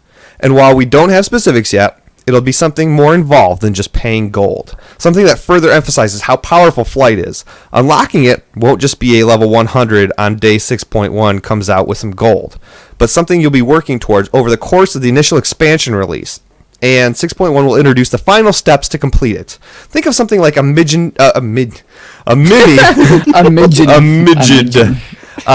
legendary cloak quest. It's such an enormous power to be able to fly. We really want it to be more of a key moment when you unlock it, and something that feels like an accomplishment more than just shelling out some gold like we've had in the past. Blizz, it's too late for that. It's like saying we want to create a character, or we want creating a character that you've already created to feel more epic. So we're locking all your tunes down until next patch so you can feel epic while you create them again. It's too late for that. It's too late for that. The whole flying thing I mean, is it one or the other? Is it to take us out of combat, or is it to not trivialize being in and out of combat and having that decision, or is it to make a big deal out of 6.1 and doing a mini legendary quest to get your flight, to be able to fly? Which is it? One of the two, because both sound like very justifiable reasons in their eyes, but not either of them match each other or coincide. So what is the real scoop here? And why flying, movement, getting from point A to point B in a very efficient way? We've already tossed a whole bunch of gold in flight training amongst all the tunes and everything like that. Why another roadblock? Why? Yeah, I agree. I think that it's better. I think questing is better when you can't fly, but I think just better for design's sake. But yeah, I think it feels kind of cheap, continuously taking it away from us and then making us earn it again. I'm gonna receive so much hate for this. I'm with you, Reb. Get him. I'm okay with not having flying until 6.1 and having to earn it. Hear me out. Okay, so let's go back to the going in and out of combat as you see fit. I want to reach out to vanilla players really quick and go back to that time when we all used to run around. Well, I wasn't there, but you all used to run around Silithus. And there was little nodes that have like the little Silithus dust coming up, and you click on it and you become PvP active, and you have to start running to your base camp. And the whole point was you couldn't mount up, you couldn't avoid certain mobs. You were gonna have to kill mobs in your way. You were gonna have to kill other players who got in your way. The whole point was to fight your way around. You couldn't just pansy it up and be like, let me throw on some dust. I'm level 90 now, so I can just mount up and go fly over there. No, it's nothing like that. It was like fighting the area, and I am willing to bet that anyone who participated in that, you still know Silithus pretty well. You're very familiar with the system. I'm waiting for the fun part about it to do this. You're very familiar with the area. You can look back and you can say, I remember that. That was an experience. You may not look back on it fondly. Something just happened to our chat room, by the way. It got ganked by the PvP is what happened. It's acting crazy. But anywho, when you were talking about the avoiding combat, that was the first thing that I thought of. And the second thing that I thought of was going back to, holy cow, our chat room. I'm just going to have to move this and not look at it at all.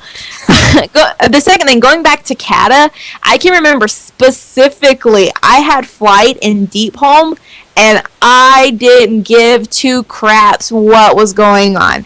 I didn't read any of the quests. I didn't look at the zone. I cannot tell you what is where. It is just a big old hoopla, because literally what I did was I would take my fly mount and I would drop down, get my quest, I'd pop back up, I'd fly over, drop down on a mob, kill it, pop back up, go back over to my quest giver, turn it in, and that was basically the extent of all of Cataclysm for me. And I don't want that again. I want to be one of those players who can say, you know what? I remember all of that Gorgond area because I had to run my butt from point A to point B and back again 3 times. And let me tell you how many Durgurn ogres attacked me. Oh, I hate ogres. Before I get back on ogres, that is basically why I feel like flight shouldn't be introduced just yet. And that's why I really liked in Mists of Pandaria, where they're like, you have to level to 90 before you get your flying. And I think it's kind of cool that now they're like, you know what, we're going to extend it, and you're going to have to be a lot more experienced with the content that we've provided with you before you can earn flying again, and just kind of point A to point B, just plopping your butt down wherever. Yeah. That's a good argument. Before you whip into me, Twiz, it's going to be okay. I like flying. It's very cool just going to see the landscapes and the world at a different angle. Yes, but at the same time, going through a zone, whether you're questing or just getting somewhere to go raid, it's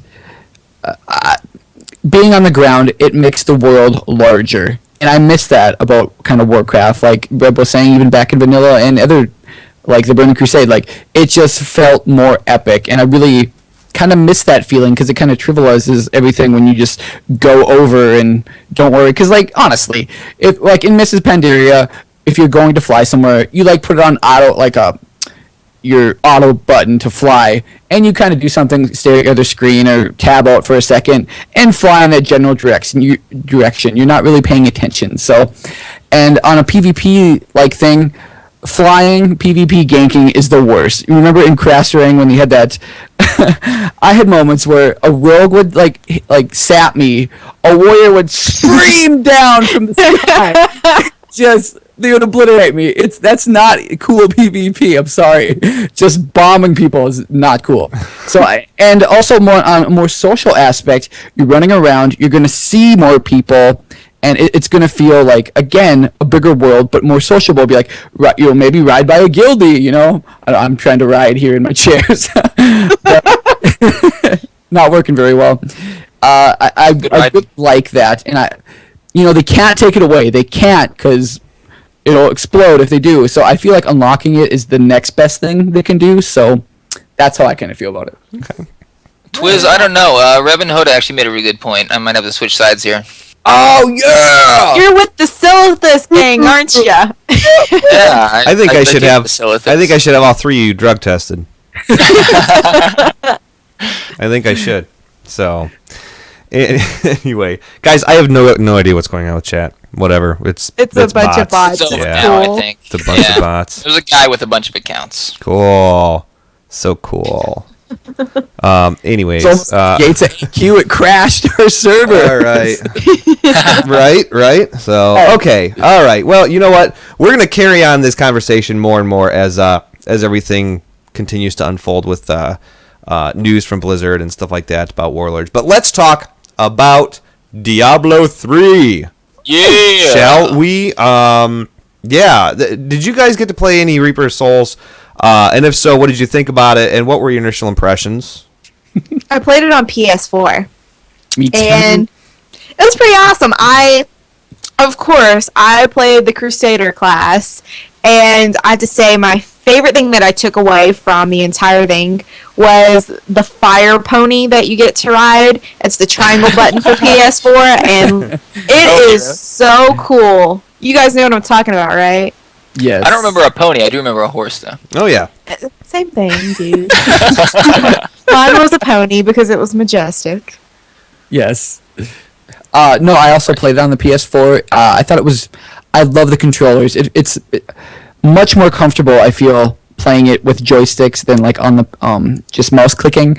That said, I feel like some of the precision, because some of the spells and abilities, like you got to direct it in the correct way, is lacking on the PS4, but just the comfort and fun on the PS4 I think outweighs that on the computer. So I love it. You know what? I got to play Reaper Souls. I stood in line and they asked me, do you mode or do you want to, what do you want to do? And I was like, I just want to play a Crusader, sir. And he's like, okay, go over here and sit down. So I sat down, and from the beginning, as soon as I sat down and started playing it, it was an awesome feel. The guy was like, you walk through the town, and the townsfolk are like, thank God you're here. You need to help us. Please help us, blah, blah, blah. But some of the spell effects, you can ride a horse. All right, you can ride a horse that leaves a trail of fire, and it catches everybody on fire that you run over. And also, the lightning one that comes down on them. Yeah, the lightning AoE. Yeah, lightning AoE. And then there was another, they have Consecrate and everything. He's a paladin, but it looks sharp. It plays sharp. I'm a huge fan. But you know what, Archon? Why don't you walk us through what's been announced, what's been talked about, and how this is going to work in conjunction with the game in its current state. Gladly. I'm super excited about this, and I apologize. My voice is a little raspy. My throat is sore, and I have some cough drops, so I apologize for that. But I'm super excited about Diablo. Like Reb mentioned earlier, they didn't really announce much. Now, a lot of the stuff they announced is technically new, but there's been data mined information out for months now. Well, I guess about a month. So we kind of knew almost everything that was announced. But let me just really quickly mention one thing that wasn't announced, or that was announced, that people aren't making a big enough deal about, in my opinion, is that legendary items are going to be bound on account. Oh. Woo! Which I think is awesome. Best thing, honestly, if they said that's all you're getting in Reaper of Souls, $60 and now legendary's bound on account, I would buy it in a second. That's all I wanted, and a lot of people think that sucks because you can't trade bound items, and Diablo's all about trading and stuff, and I get it. It sucks you can't trade the best items, but it means so. I mean, imagine if in World of Warcraft you could just give someone a drop you got from Siege of Orgrimmar. Yeah. Really what it would come down to is everyone would just buy the gear on the auction house, and you would only raid to get gold so that you could buy gear on the auction house, right? Sure. And that's exactly what's happened in Diablo. And we need something like WoW, where you actually have to go and earn the best gear, and you can be proud wearing it, and there aren't these credit card warriors out on third-party sites getting all the best gear. And so that was amazing. Am I the only one that pictured like an actual person dressed up in a lot of credit cards, like as armor? Is that weird?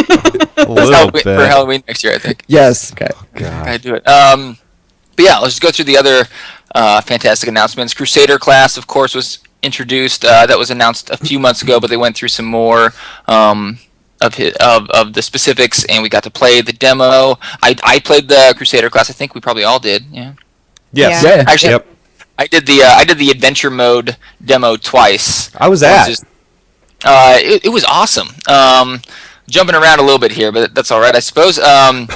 Adventure mode was very much needed because there wasn't really any end game in Diablo before. You played through the storyline 4 times, and then you kept playing the storyline, and that was one of the big problems. And adventure mode really fixed that. You can go to any waypoint whenever you want to. Every time you join a game, there's randomly 5 bounties in each zone. If you do the 5 bounties, you get a what's it called? A Nephilim? No, I can't remember. It's Keystone Nephilim. I don't know. Anyways, you get something. It opens up the Nephilim Rift. I can't remember what it's called, but. And then the Nephilim Rifts are really cool. They're just completely randomized dungeons. They can have between 1 and 10 levels to the dungeon. Each level is a completely random tile set, a randomized map. The weather is randomized, so a daytime zone might be at night while you're playing it. Awesome. That's really cool. You could be in Chaldeum at like night. Yeah. And have like monsters fighting in there. Wow. Any of the zones have any kind of weather, and then when you've killed enough monsters, then a boss will spawn. The boss is completely random. You can get like any of the purples in the game, any of the actual bosses, but they have random abilities. And I think the coolest part about the boss fight is you have to fight the boss while there's other mobs around, so it's completely different than normal boss fights. Oh my god, that scares me a little bit. Not gonna lie, it does. You need another partner. So basically, there's no way to plan ahead because you may have like mobs that typically have like a certain type of ability, but all of a sudden they have fire chains. All of a sudden they have their little lasers they're putting around. All of a sudden they're teleporting. It's like craziness. I think that's what I'm most excited about in Diablo 3's expansion. Yeah, we got randomness in the right place, really. Yeah. It's the first time in a while that I'm excited to farm. Wow. True. Yeah. Okay. I think. I was playing the demo with Houndstooth, who's going to be another BlizzPro show of ours, and we got a legendary to drop for us, which is pretty cool, just on the demo. So we're like, nice. of course we got like. Yeah, I think it was him. What a jerk, right? It's all about Houndstooth. Like, okay, give me a second. Need to equip it. I'm in the menu. Sorry, guys, we're still playing, but so we're like in the menu trying to figure things out as we play. It was really funny. When I played, I played and I probably made it for like 10 or 12 minutes, and then I died. And I I died. I did. I got the only guy who dies at BlizzCon. I did. Well, and you know what? As soon as it was done, I slow, and of course they had me on the computer right on the end, right by the line. And it just kind of like the line's watching you. So I just kind of looked over my shoulder. Covering your screen. Yeah, I know. Don't look. I lagged. No. Yeah. I do. I just kind of like looked over my shoulder and I was like, yeah. And just got up and I just walked out of there, and I was like, you know what? I saw it for about 15 minutes, so be it. The only person to walk out before their time's up. No, they did make the characters a little glass cannony on the demos. We killed things like super fast, but we were a bit squishy. No, it happens. Yeah. I couldn't have been the only person. Just trying to make you feel good. I know, we know. Yeah. They're there. Whatever. Oh well. So they expanded to level 70. Am I right? Yeah. What's that gonna do? Like, I think it's just a tool. I mean, like, really, I didn't think they were gonna expand to 70 because I didn't think they were gonna do what they were doing with loot. But really, level 70, I think, was just an excuse to start over. It was just, we have some big problems with the game right now, and it's hard to make changes to the current items, so we'll just let you level to 70, and then we can make all the changes at that point. I mean, really, I don't think it. I mean, yeah, I don't think it serves much of a purpose. You don't have to level to 70 before you start doing adventure mode, because you'll only have to play through the story once in Reaper of Souls, which is awesome. But yeah, really, I think it was just so they could redo itemization. Okay. Yeah. Even Nineball says level 70 allows them to readjust the item system. So. Yep. Yeah. Yep. So. Exactly. Right on. What else new spells and abilities. I think another awesome feature of Reaper of Souls. Right now, there's between 1 and 3 builds per class that are the most viable builds, and then people play with other ones, but we call them noobs because they don't farm nearly sufficient. Like barbs. If you're a barb, you're a whirlwind barb, and if you're not, then you're doing it wrong. And that's a big problem right now. So in Reaper of Souls, they're getting rid of a lot of the mechanics that allow those, I call them exploity builds. Okay. Like Whirlwind, Critical Mass, and Archon, which means we'll have a lot more decisions on our build, as long as they don't, introduce more exploity builds on accident. But one particular example, the class I play, Wizard, I think is getting the coolest revamp. They're adding all kinds of spell synergy. So you can, with runes, change the elemental damage of almost any spell. So you could really make like all your spells frost or all of them lightning. And then there's tons of synergy between the spells. So they can, this spell might give all lightning skills the chance to chain lightning or to do more damage or whatever it is. So you can create, a frost wizard or a fire wizard. Or nice, sweet. Dude. That is nice. Diablo 2. Nice, man. And you know what? Like, that's like, I'm sure that's probably been advertised in several different places. Am I right? Yeah. Like I said, this stuff was data mined about a month ago, so we've known about it for a while. But you know what? Like, somebody like me, I played Diablo enough to be dangerous. I know enough about the game to be dangerous. I liked everything that I played and whatever, but to have a down-to-earth explanation like that, I could read something like what you just described and not have a clue what it means. But to me, to have like you said, a frost wizard or a fire wizard or a elemental wizard or whatever you want to, however you want to word it or whatever it's called, that is appealing to me. That is customization. And that it sounds to me like that is what Reaper of Souls is all about, customization and getting you all around to experience the entire game however you want. Yeah, and Loot 2.0 kind of just piggybacks that, because a lot of the legendaries they're going to be dropping unlock new builds. Like these legendaries, at least the ones we've seen on data mine information, they didn't share much of them at BlizzCon, and of course data mine information is always fallible. But excuse me, my throat is killing me here. But yeah, some of the legendaries unlock brand new builds. Okay. Oh, he's having a little bit of a cough. Yeah, sorry guys. No. I know my throat was fine at the beginning of the show, but it's doing me in now. It's okay. It's okay. So yeah, and then smart drops as well, which basically when an item drops, there's a chance that it'll be tailored to your class, so it'll have stats that are specific for your class, which really fixes the problem of right now. Most of the loot you get is just useless. Sure. Just vendor garbage. And so with the smart drops system and targeted loot and less drops, it's much more likely that an item you find will actually be good for you. Yep. And I sat down and talked to Wyatt Chang for about 40 minutes while I was at BlizzCon, and he talked about the loot system. and the way it works and how they're actually targeting it. And I can't say anything, but he like, wait till you read more about. They're gonna release more information about how this system works and how it's intended, and it's pretty foolproof, pretty genius. The question that I have for you, Archon, though, is what does this do to the streamers? What does this do to the to the farmers, to the gear set builders, to all the stuff that you do? What does this do to you guys? Yeah, I guess as a streamer, I should be upset about it, but I'm just so happy they're fixing the game. I mean, it really. It's a good trade-off. Excuse me. Diablo streamers really do rely on the auction house a lot. I would say Diablo is probably the easiest game to do things like giveaways and building a set for a viewer. And so Diablo streamers have really done a lot to pull in viewers with that kind of stuff, and you won't be able to do it in Reaper of Souls. And so yeah, it's I guess it's a shame for streamers, but I don't think we should be making changes based on that.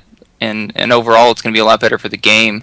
Okay. So yeah, I guess it's unfortunate for anyone who really liked those auction house guides or the big giveaways, but yeah, we're actually gonna be earning our own gear, which I think is the most important thing. Yeah, that works. It'll get you playing the game. Yes. This is awesome. Was there anything that we missed? Anything else you wanted to cover? I could probably talk about Diablo for another 5 hours, but I think we hit on all the big points there. The major points? You really missed what I gathered from the Diablo 3 Reaper of Souls panel, and that is that if there's enemies in a tower, you can just hit the tower and they'll fall over and die. Because they basically spent 30 minutes talking about that. But I'm not bitter. So if you want to move on, whatever. Yeah, Rev was a bit upset that they didn't announce anything super exciting at the panel. No. I have no pity, miss. Take away my flying mounts. Take away my flying mounts and give me information. Burning bras and stuff, whatever. I think Reb has right to be upset, and a lot of players are upset, and I think they have the right to be, because especially if you followed Diablo up until BlizzCon over and over again, especially Josh Mosquera hyped up these announcements they had for BlizzCon. They were saying things like, just wait to see what we have for you at BlizzCon. And we're still waiting, because we didn't watch BlizzCon. Still hold my breath. But the tower thing wasn't that cool. But they did announce a few monsters that I thought were really cool. Just really quickly, they announced Brutes and Boggets and Terrobats, which are 3 monsters that have synergy together, which I think is a really cool thing. Brutes spawn these little guys called Boggets, and they throw them at you. Terrobats, a new unit, can pick up Boggets, turn them into Brutes, and then that Brute spawns more Boggets. So if you don't kill the Terrobat fast enough, you're going to get a ton of Brutes. If you don't kill the Brutes fast enough, you're going to get a ton of Boggets. I'm sorry, dude. It totally sounds like you're talking about English pastries right now, for some reason. Yes, it just sounds, yeah. Pastry. And then it turns into a crumpet. And from there... it's cool because it makes you think. It makes you actually pay attention to the combat, and with the current state of the game, you really just spam your keys on whatever mobs you run into. It doesn't really matter what type of mob it is. There's very little strategy as far as combat goes right now, so I'm glad they're adding stuff like that. And then one other monster that's awesome is the Rift Walker. He's this giant guy with a portal on his head, and he spawns demons out of the portal. But then when you kill him, you can go into the portal and kill the demons in Demon Land. Wow. Demon Land! Yeah, it's pretty awesome. Wow. Just what I've been wanting, Demon Land. Reb. Oh God. All right. Yeah, Reb's all like, "Oh, Demon Land." Sorry. Yeah, I don't think that's the official name, but that's what we'll call it for now. We may have to call the show Demon Land. I don't know. So, cool, man. Cool. Well, overall, with stuff that they've implemented in D3, was there anything? What do you think? Is there anything that's absolutely needed, or was a lot of it just replayability? Or actually, I noticed, there was no type of PvP talk, unless I missed something. No announcements of PvP. The only PvP talk was probably at the Q&A. Someone asked them if they thought about doing PvPvE, which pretty much just PvP with PvE elements in it, and they said that they're leaning towards doing something like that when they finally introduce PvP. And I think that's the only kind of PvP that would really work for Diablo. Sure. They've tried just straight PvP. It doesn't work. Diablo's built around monster slaying, and so and really, like, a lot of people are bitter that there's not PvP yet. I was hoping for a PvP announcement, but you have to keep in mind dev time is limited, so it's not really do they put in PvP or not. It's do they put in PvP or do they put in more gameplay features. Right. Replayability, fixing loot systems, everything like that. Yeah. So I think they made the right choice. I think the gameplay, the core gameplay, really needed a lot of work. Sure. And I think we're getting what the game needs. However, the other thing that they didn't announce, which I was very surprised about, was ladders, because they've pretty much confirmed ladders through Bluepost. They've given us a ton of details, told us how it's probably going to work, and then at BlizzCon they didn't even want to talk about it. So that got some of us kind of worried. They said they're not 100% sure it's going in, but I guess I'd still be surprised if it didn't go in. Okay. Anything else on that? No. Yeah, again, I could talk for hours. I know, yeah. I do have a question. What kind of cough drops do you have? Halls. They're not working. Don't buy halls. Bad halls. Yeah. I've into had two now, and they're doing nothing. I'm sorry. Step into the halls of medicine. Halls of agony, more like it. Right. So nice. Okay. So Speaking of PvP. Yeah, speaking of PvP, Heroes of the Storm. Did you guys get a chance to play this? Oh my god. First of all, can we talk about how they introduced Heroes of the Storm at BlizzCon through a cinematic? Can we talk about that for a second? The cinematic was amazing. Was that not incredible? If you guys haven't seen it, okay. I heard somebody else say this, but I'm going to coin it as mine, so I'm going to steal that, whoever you are. It was pretty much the Avengers movie for Blizz, like all the Blizzard games. I thought it was very appropriate. You just have these iconic characters, like, at each other's throats. It's fantastic, so... Good versus bad. Oh, I remember sitting next to my fiance, and I think, who's the first good guy that we see? Isn't it Jim Raynor?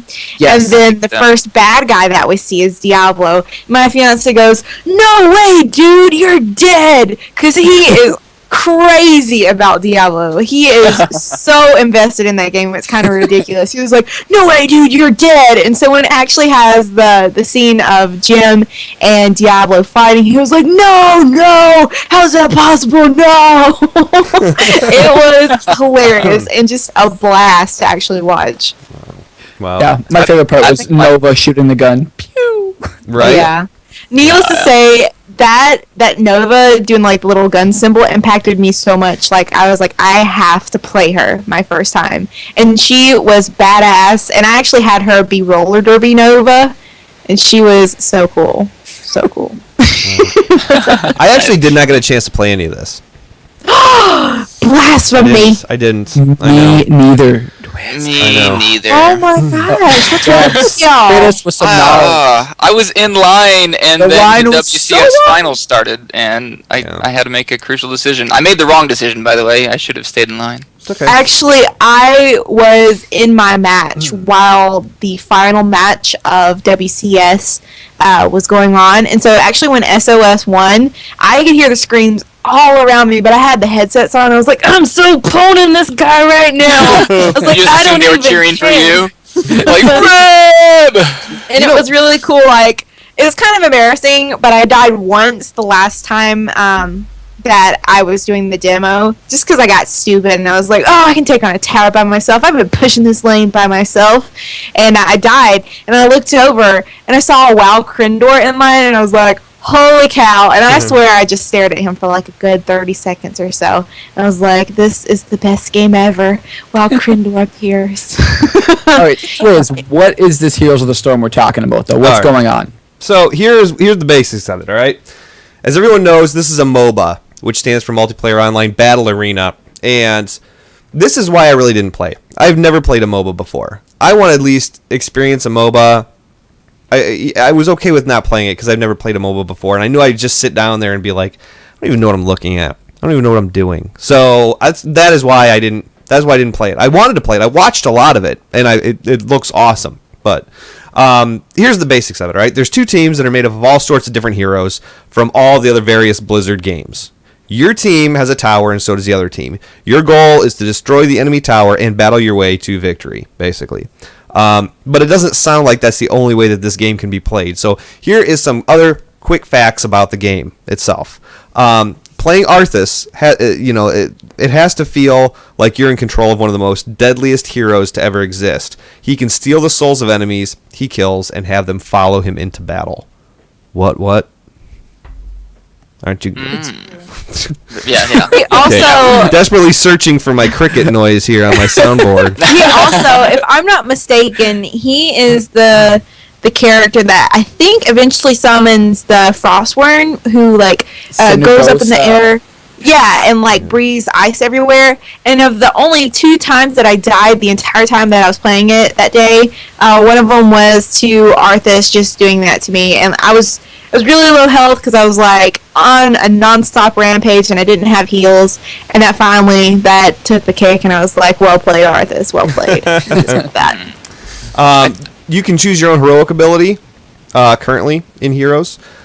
Heroes lets the team go back and use characters from the past before they were changed, like Arthas, for example. So I think that's pretty cool as well.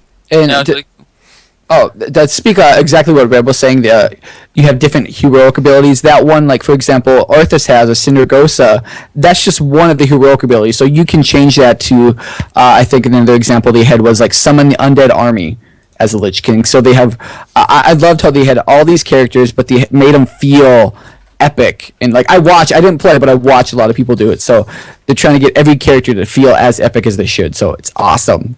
Yeah, what they've done is pretty much taken the gold and item system that exists in other MOBAs and replaced it with a talent tree, which I think is really cool. And like Chad's trying to point out, they actually don't call it a MOBA.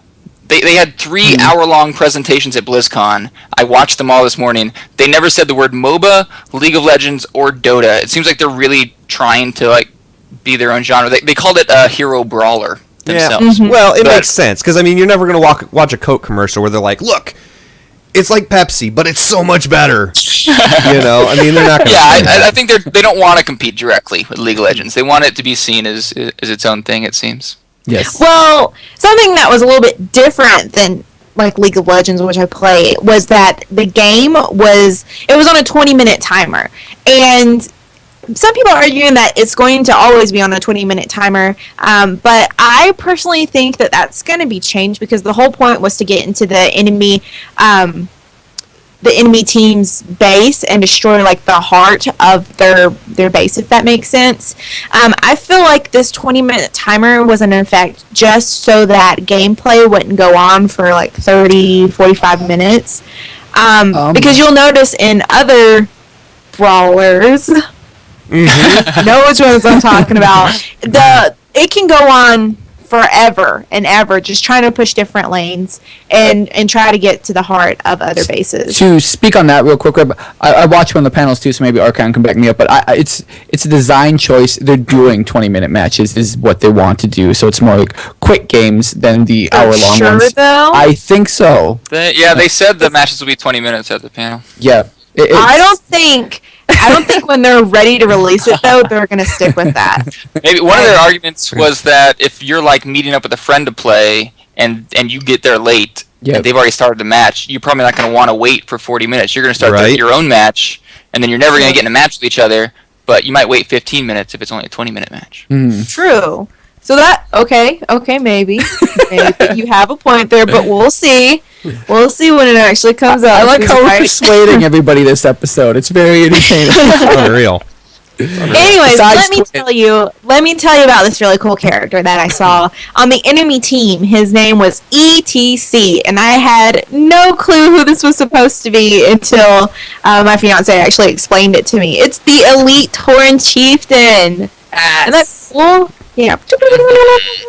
Anyways, he can move really quickly and he can heal himself. And also, Stage Dive is his heroic ability. And this allows him to jump to an enemy from out of nowhere. He can also force everyone to stop and dance briefly. So it's basically like a stun effect. So he's kind of like a tanky special. Crowd, that's what sounds I'm like a crowd getting. control. he's more of a quick melee DPSer, I believe. Isn't that right? Yeah, so he kind of runs around, whereas Arthas is more of a tanky, so. But he does have that ability. I think if Arthas heard you call him tanky, he'd probably slap you upside the head. Tanky. Just a guess. Also, this one's really cool. I actually, I was looking over a guy's shoulder when he was playing with this particular character, and I was asking him a question. I was like, "Oh, how did you get your screen to center on your Arthas? Like, I couldn't find this hotkey to make your like screen center on your character." And he was like, "Oh, I was playing Abathur or Abathur. I can't pronounce it. Abathur." You know who I'm talking about. He's from StarCraft 2, and he can jump inside any friendly hero from far away, allowing him to shoot abilities from inside them. On his own, he isn't dangerous at all, though. So that's kind of an issue. I thought that was probably the coolest looking hero there. Mm-hmm. And he's invulnerable while he's inside other. Even if the person he's controlling or he's inside of dies, he doesn't die. Wow. You can just hang out the base the whole game if you want to. This is getting kind of, sorry.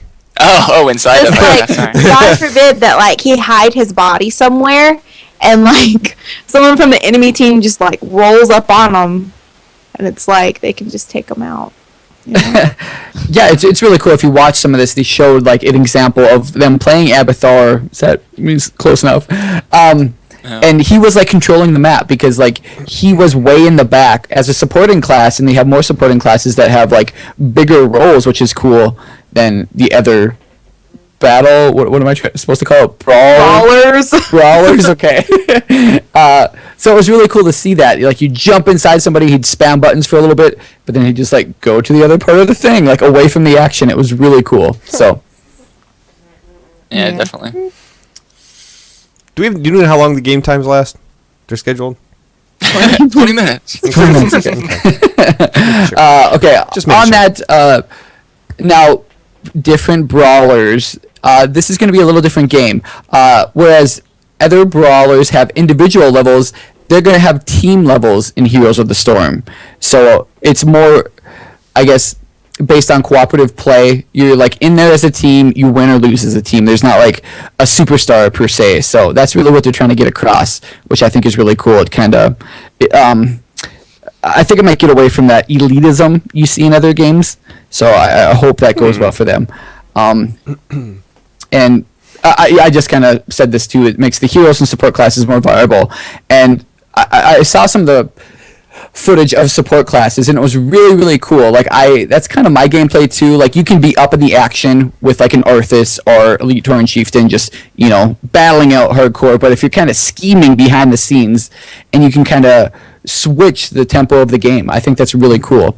They kind of went into different battlegrounds, and will provide opportunity to play with your friends in different like map settings, like you'd I guess expect out of a game like this. So those are really cool. One that I saw was called Blackheart's Bay, and it's kind of a different gameplay. It requires you to find chests. You attack them, and out of these chests explode these gold coins. It's like Mario 64 all over again. It was really cool. I'm like running around trying to get them. But and the point of this is you're supposed to collect as many coins as you can and bring it back to Blackheart. Right. So, but in the meantime, other players are like, dude, that guy's got gold, kill him! So you have to like dodge these other players. I think they refer to them as treasure goblins or something like that. And you're trying to carry these coins back and forth without getting killed. So it looked like a different sort of map than maybe the regular ones, defending towers and stuff like that. So a lot of different gameplay, which is really cool. So I'm excited. Like I'm not a big MOBA fan like you, Twiz, and I am more than excited to play this game.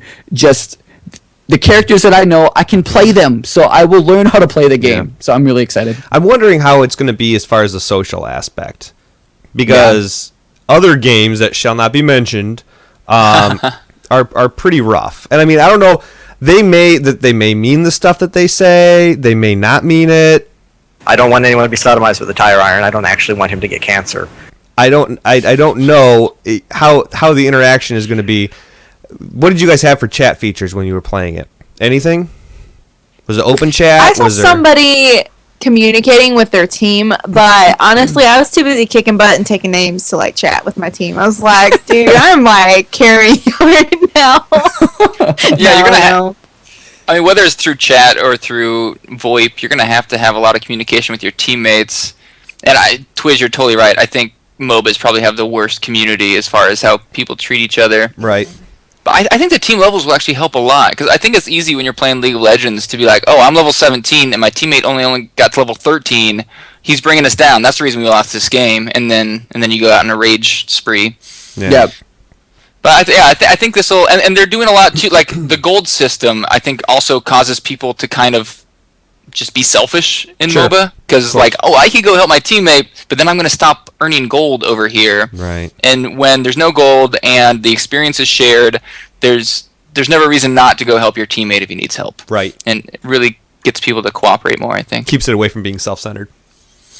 Yeah, hopefully. I guess we'll see. I'll still find a way to do it. Don't worry. But yeah, I think their battlegrounds are awesome. They have 4 of them right now. They said they'd add more, but they don't know. They don't want to put too many in. They want to make sure 4 is not too many. They actually said at one of the panels that one of their developers recreated Arathi Basin in 2 days. Oh, really? One person, 2 days, created a whole new game mode. And it's because they're using the StarCraft editor. They made it's all the StarCraft people who use the editor to make StarCraft, and now they're using the exact same editor to make Here's a Storm. They can pump out stuff way faster than League of Legends or Dota can. But I think the coolest of the battlegrounds is probably the Haunted Mines, which is like as far away from traditional MOBA as you could get. It requires you to kill an undead underground monster. You can go down into a layer during the match, and there's all these skeletons. The skeletons drop skulls, and then there's a big boss down there. And if you kill the boss, he drops a bunch of skulls. And either team can do this at any point, but you're sacrificing the top layer, of course. And then once 100 skulls are collected, you summon 2 giant golems. However, if one team collects all 100 skulls, they get the big golem. But just the more skulls you collect, the bigger the golem is. And then they start going across the map. The other team tries to get your golem down. And then every time the skulls are collected, the golems resurrect wherever they were. Mm-hmm. So if you let this golem get really close to your base, he's going to resurrect right next to your base. So you still have the MOBA element going on the surface level, but there's like an entire second game on the bottom level. And so there's all kinds of strategy as to how much energy do we put onto getting the skulls, and how much energy do we keep on the surface level. They had a match at or maybe it was just a clip they showed. I can't remember. Maybe I think it was a clip. Yeah. Okay, yeah, and the one team had gone down to get skulls, and the other team just decided not to do it. So the one team got all 100 skulls, made this entire like huge golem, where the other team was left without a golem. But because the one team had stayed up top, they actually still ended up winning because they got the advantage while the other team was down below. Had the high ground. That's actually funny. That's completely opposite with what happened with ours. My first match, we had gotten the Haunted Mines, and 2 of us went down and were collecting skulls underground, and I was one of them. Meanwhile, 3 stayed up on the upper land and actually like held the middle. There was occasionally like a push towards our base, but they held it in the middle for the most part, so that when we had the golem spawn, like we just pushed into their base, and it was quick work of getting rid of them. So I don't know, it's pretty worth it to us to collect the golems, but then again, we did it pretty quickly too. I think one of the coolest things they announced about the game is they're going to have a map editor, so players will be able to make their own maps. And then they said they might even recreate some of the old custom maps from Warcraft 3. Now, I think that's amazing. I'm practicing the StarCraft map editor now, so I can be ready when Heroes of the Storm comes out. Yeah, the maps are really amazing too, but for me it's the characters that I can play, and there's just like in League of Legends and other things like that, they have different skins for. Did you guys see the example they used as a different Diablo skin? No. See that at all? The Godzilla look. It was like a Diablo Murloc. If Diablo and a Murloc had a baby, it was amazing. It's really cool. So I'll be fun to see things like that happening. Wow. Cool. Well, we're going to catch up more on the Heroes of the Storm information as it rolls out. I'm really, really looking forward to getting my hands on that and seeing more. of the gameplay footage and stuff like that. So, and you know what? Next week we're going to bring you a little bit more up to speed on the WCS championships and the epic Hearthstone tournaments that took place at BlizzCon. Pretty awesome. Yeah. So. What? Yes. What did I miss? I'm sorry. Archon and I are sword fighting, but now that we're kind of done talking about all the new stuff that was going on in the gaming announcements, there was a lot of excitement elsewhere at the convention, outside of the convention center. Like, basically, the crowds at the hotel lobbies, they were absolutely nuts. I have never seen anything like it. Let me ask you this. Did you get hit on, Reb? I did.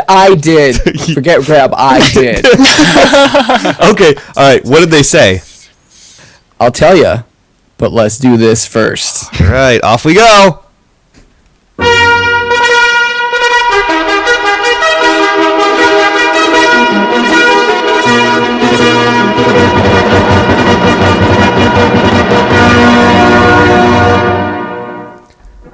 The top 10 Blizzard-related pickup lines heard at the Hilton bar during BlizzCon. Ringing in at number 10. Let's be honest. What is the drop rate on those pants? Oh. Number 9. Don't worry, I've got a whole box of power word barriers back in my room. Number 8. Cosplaying as Deckard Cain. Do you like older guys? That was good. That's pretty good. Nice Deckard Cain. Thanks. Number 7. I hope my deck plays out well because spending the night with you is definitely in the cards. Number 6. I bought you 7 drinks so far. Apparently, your resilience is capped. Number 5 pickup line at the Hilton bar at BlizzCon. Some people play solo, some are in looking for group. Right now, I'm in queue for both. Ooh. Number 4. No one is going to look down on you if you want to unequip that shirt slot. Number 3. I may have a lot of baggage, but that comes with having 7 level 90s / flex. Number 2. There's plenty of room for both of us on the folding chair in my parents' basement. We just have to move the pizza boxes and raid bottles. And the number 1 Blizzard-related pickup line heard at the Hilton bar during BlizzCon. You must play a druid, because I can see Mark of the Wild on your lower back. Oh. That was just bad. I'm sorry. I can't help it. Awesome.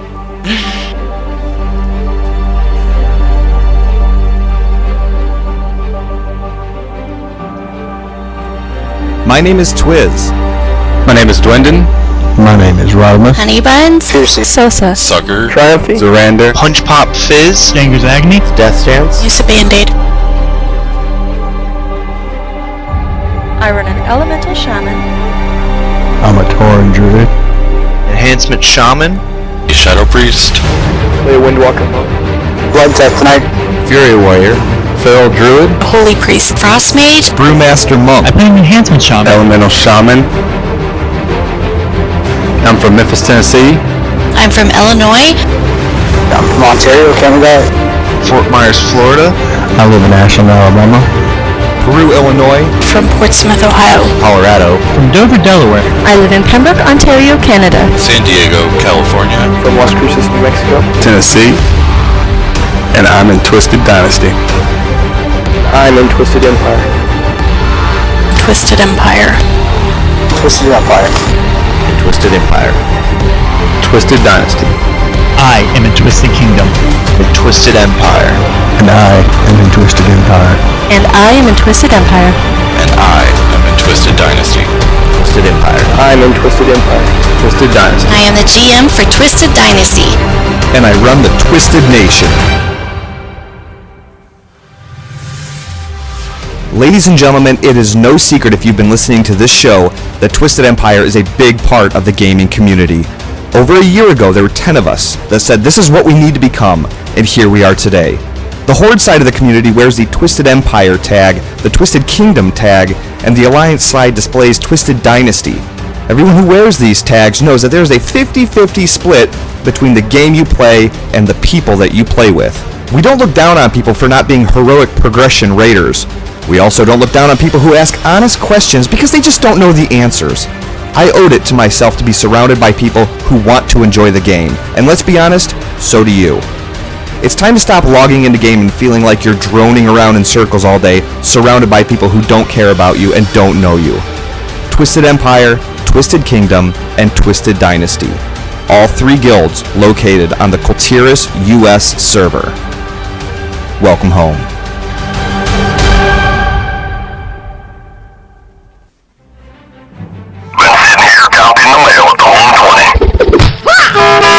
Alright, let's dive into the emails here.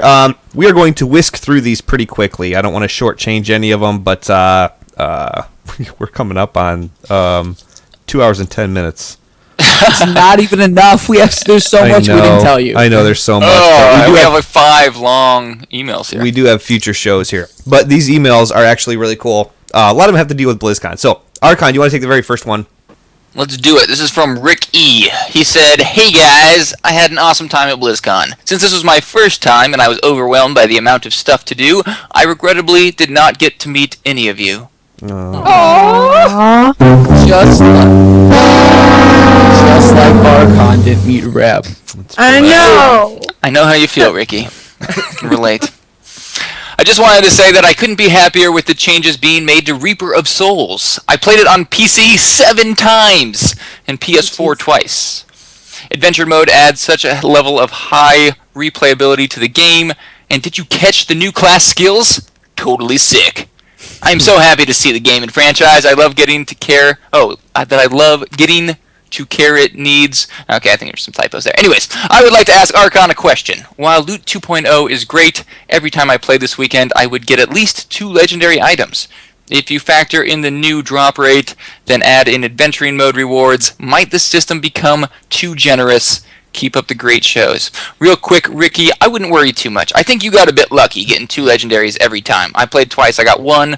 But yes, you are getting a lot more legendaries in Reaper of Souls. Keep in mind, though, because you don't have the auction house, legendaries are going to be worth more. Because you have to find them yourself, you're not getting them from other people, and there are also tiers of legendaries. So just because you're getting a lot doesn't mean you're going to be getting the top legendaries all the time. Also, this is just a demo, so a lot of stuff's going to change. I wouldn't worry about it too much. I think the devs have the right idea, and the drop rates should be good. But I guess we'll just have to wait and see. I can't help but think if maybe that legendary drop rate was tuned up a little bit. If you got 2 and you got 1 and whatever, just to give the player oh, dude, I was playing and I got a legendary. Like, that leaves a positive impression in the back of your mind. You know what I mean? Yeah, that's a good point. I mean, I don't know. I wonder if it was tweaked or not. It might have been. It might not have been. But you know what? It was cool that it happened either way. Yeah. Very cool. Well, thank you, Rick. We really appreciate you sending that in, sir. Can I read the next email? Only if you say please. Plox. No. All right, go for it. Darn. Okay, it's called BlizzCon 2013. Hello, Twiz, Archon, Reb, and Hoda. I just wanted to write in and say what an awesome BlizzCon we had this year. I did not go myself, but I had the virtual ticket, and everything I saw was amazing. I can only imagine how much more amazing it was to actually be there. I have to say, though, the most interesting thing I saw besides the new expansion, of course, would have to be Heroes of the Storm. I feel you there, brother. Graphics look amazing, and it is only in alpha. The fact that you can complete objectives and get rewarded like by becoming the unstoppable Dragon King is absolutely epic. Of course, with them including characters from all 3 games, it's a great cause, and no one will feel left out. I especially like how they made it very clear that they are not trying to produce a Dota or League of Legends clone. Blizzard has always set themselves apart from the pack, and I am glad to see that they are doing it once again. I cannot wait until this hits beta and I can hopefully get my hands on it. In closing, I am glad you all had a great time at BlizzCon, and especially glad y'all made it home safe and sound. Twisted Nation for life, sucker. Yes, my boy. Word up. So, no, you know what? Nailed it on the head. The graphics look awesome. When I looked at League of Legends, what really inspired me or attracted me to it was the fact that it looked like something that could be done by Blizzard. Mm-hmm. And the fact that Blizzard is doing something very similar to that. It's not a MOBA, as we all know. It's better. It is. Oh my god! Yeah. The look on your face. Go ahead and venture to say it's better, even though it's an alpha. Yeah, even though it's an alpha. But you know what? I mean, we talked quite a bit about it. I played a video for the chat room and everything like that. So, Yeah, man. I'm glad that you're excited about it. I can't wait to see what it's going to do for the Twisted community, because we've already got some Diablo 3 players. We've got a lot of WoW players, obviously. We've got a handful of StarCraft 2 players, and I can't wait to see when Heroes drops what that does to the Empire. Mm-hmm. So that's going to be a fun time.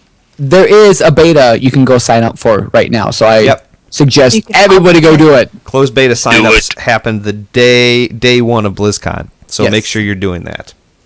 So, Sucker, appreciate you writing that in, brother, man. And, yeah, dude, maybe we'll catch you there next year. For sure.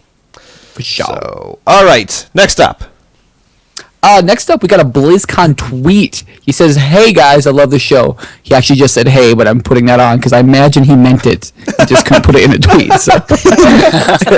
He's like, "I'm shooting you guys an email about your tweet," and our tweet read, "What news from BlizzCon are you most excited about? Please email us at blizzpro.com, and we'll read it on this week's show." So he got back to us, and he says, "I couldn't make it to BlizzCon myself. However, I saw the post talking about the world's Warlords of Draenor." Draenor, Twiz. Draenor. Okay. You and your I think we said it every way I could possibly say it. Yes, I think so. And actually, I'm calling it Drano from now on. Okay. Just to piss you off. Warlords of Draenor. And the level 90 boost. And it said, you can technically buy as many 90s as you want if you buy another copy of the game to get a level 90 and then transfer the character to your main account each time. The team has talked about putting a level 90 purchase option in the store, but it hasn't yet been decided, which is, very interesting in itself. If you really think about it, they just buy more copies of the game, you get free 90s. It's crazy. So he goes on to say, for only about $50, I can create a shiny new Horde character to play with my friends on other servers. No need to spend weeks leveling up. No guilt or regret about friends I'm leaving behind when I transfer. Free my alliance shackles. Awesome. And that's from Memzer at Switcher. I think that's what it means. Yep. So here's a couple of things, real quick. You can get, it's not going to be $50. You can't just buy the game and get the 90 out of it. You have to have the keys for the previous expansions. Okay? You have to have pretty much the battle chest, mop, and this. Is that right, Hoda, or no?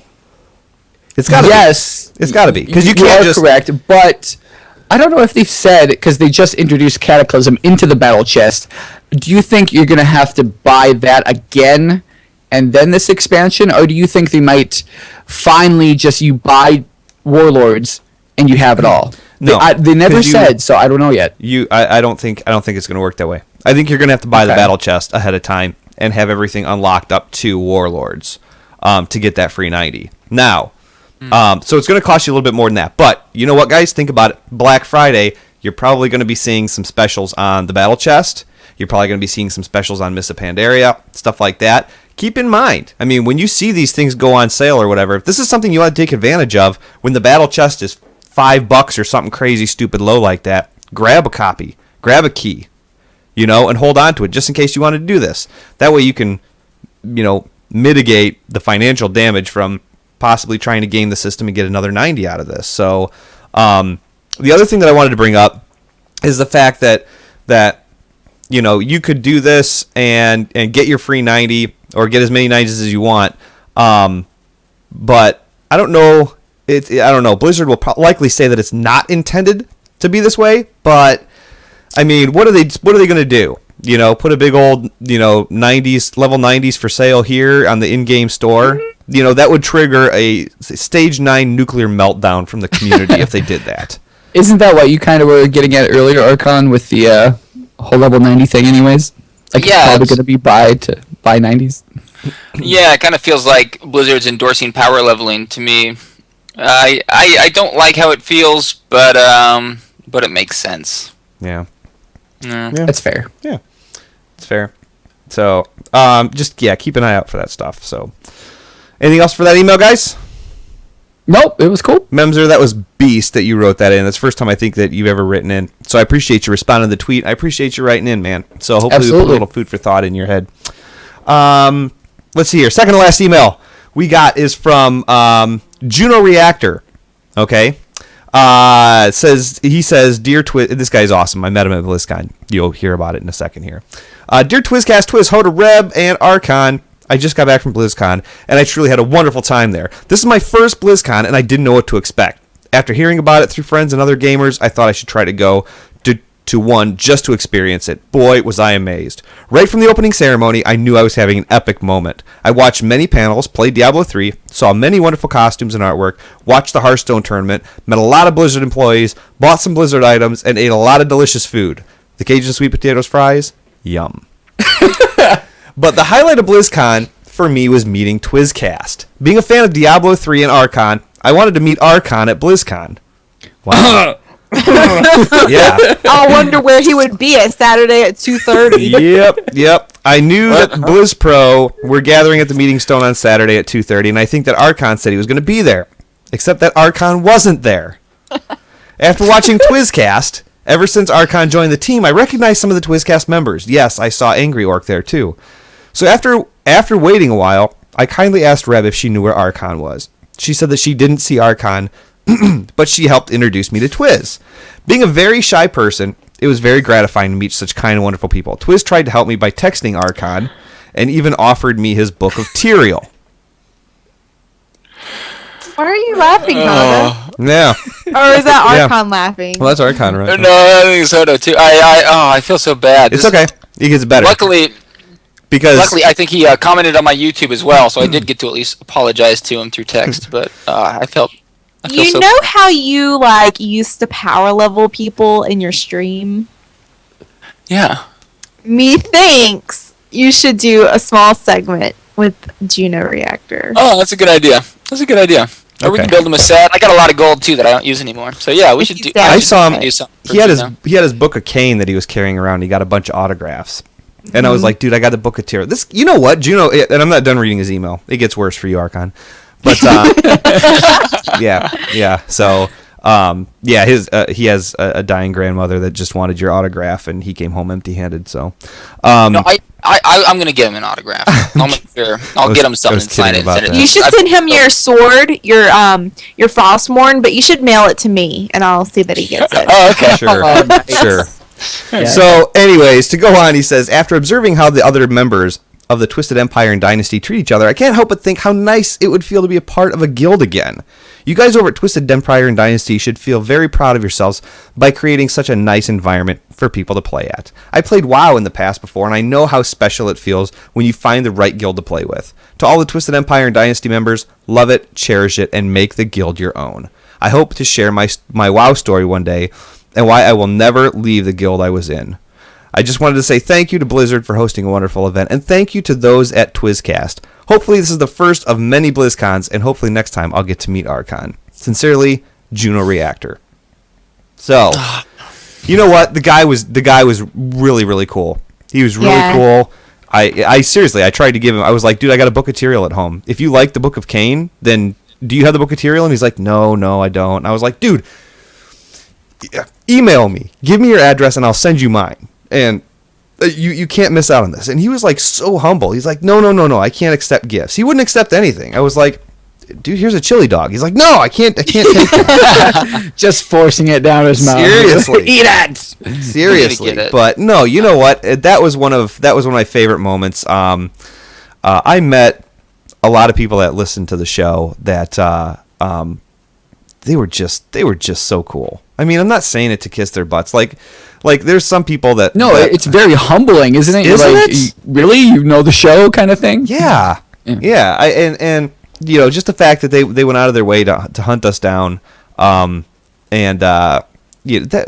was very cool. So, Juno, it was awesome to meet you, dude, and we're going to take care of you. So, I appreciate you writing in, man, and I hope that Archon didn't let you down too bad. Tell Graham to hold on. Tell Graham to hold on until next year. I wish you could have seen my reaction when I realized it was past the meetup time. I was so mad at myself. But no, honestly, if we can get his address, Twiz, I'd be totally down if you want to sign that book and send it to me, and I could sign it, and then I could send it to him or something like that. I really want to make it up to Juno. Sure, I'm all in. It's just a matter of him getting me my email address, or his mailing address. So, Juno, do it. Give me your address, dude. We're gonna send you We're gonna send you the. Let BlizzPro. us give you stuff. Got it right here. Make Let this us give right. you free things. So, we have one last and final email. From Liz. Mm-hmm. I'll take this one if you don't mind. Go for it. She says, "Hi Twiz, Reb, Hoda, and Archon.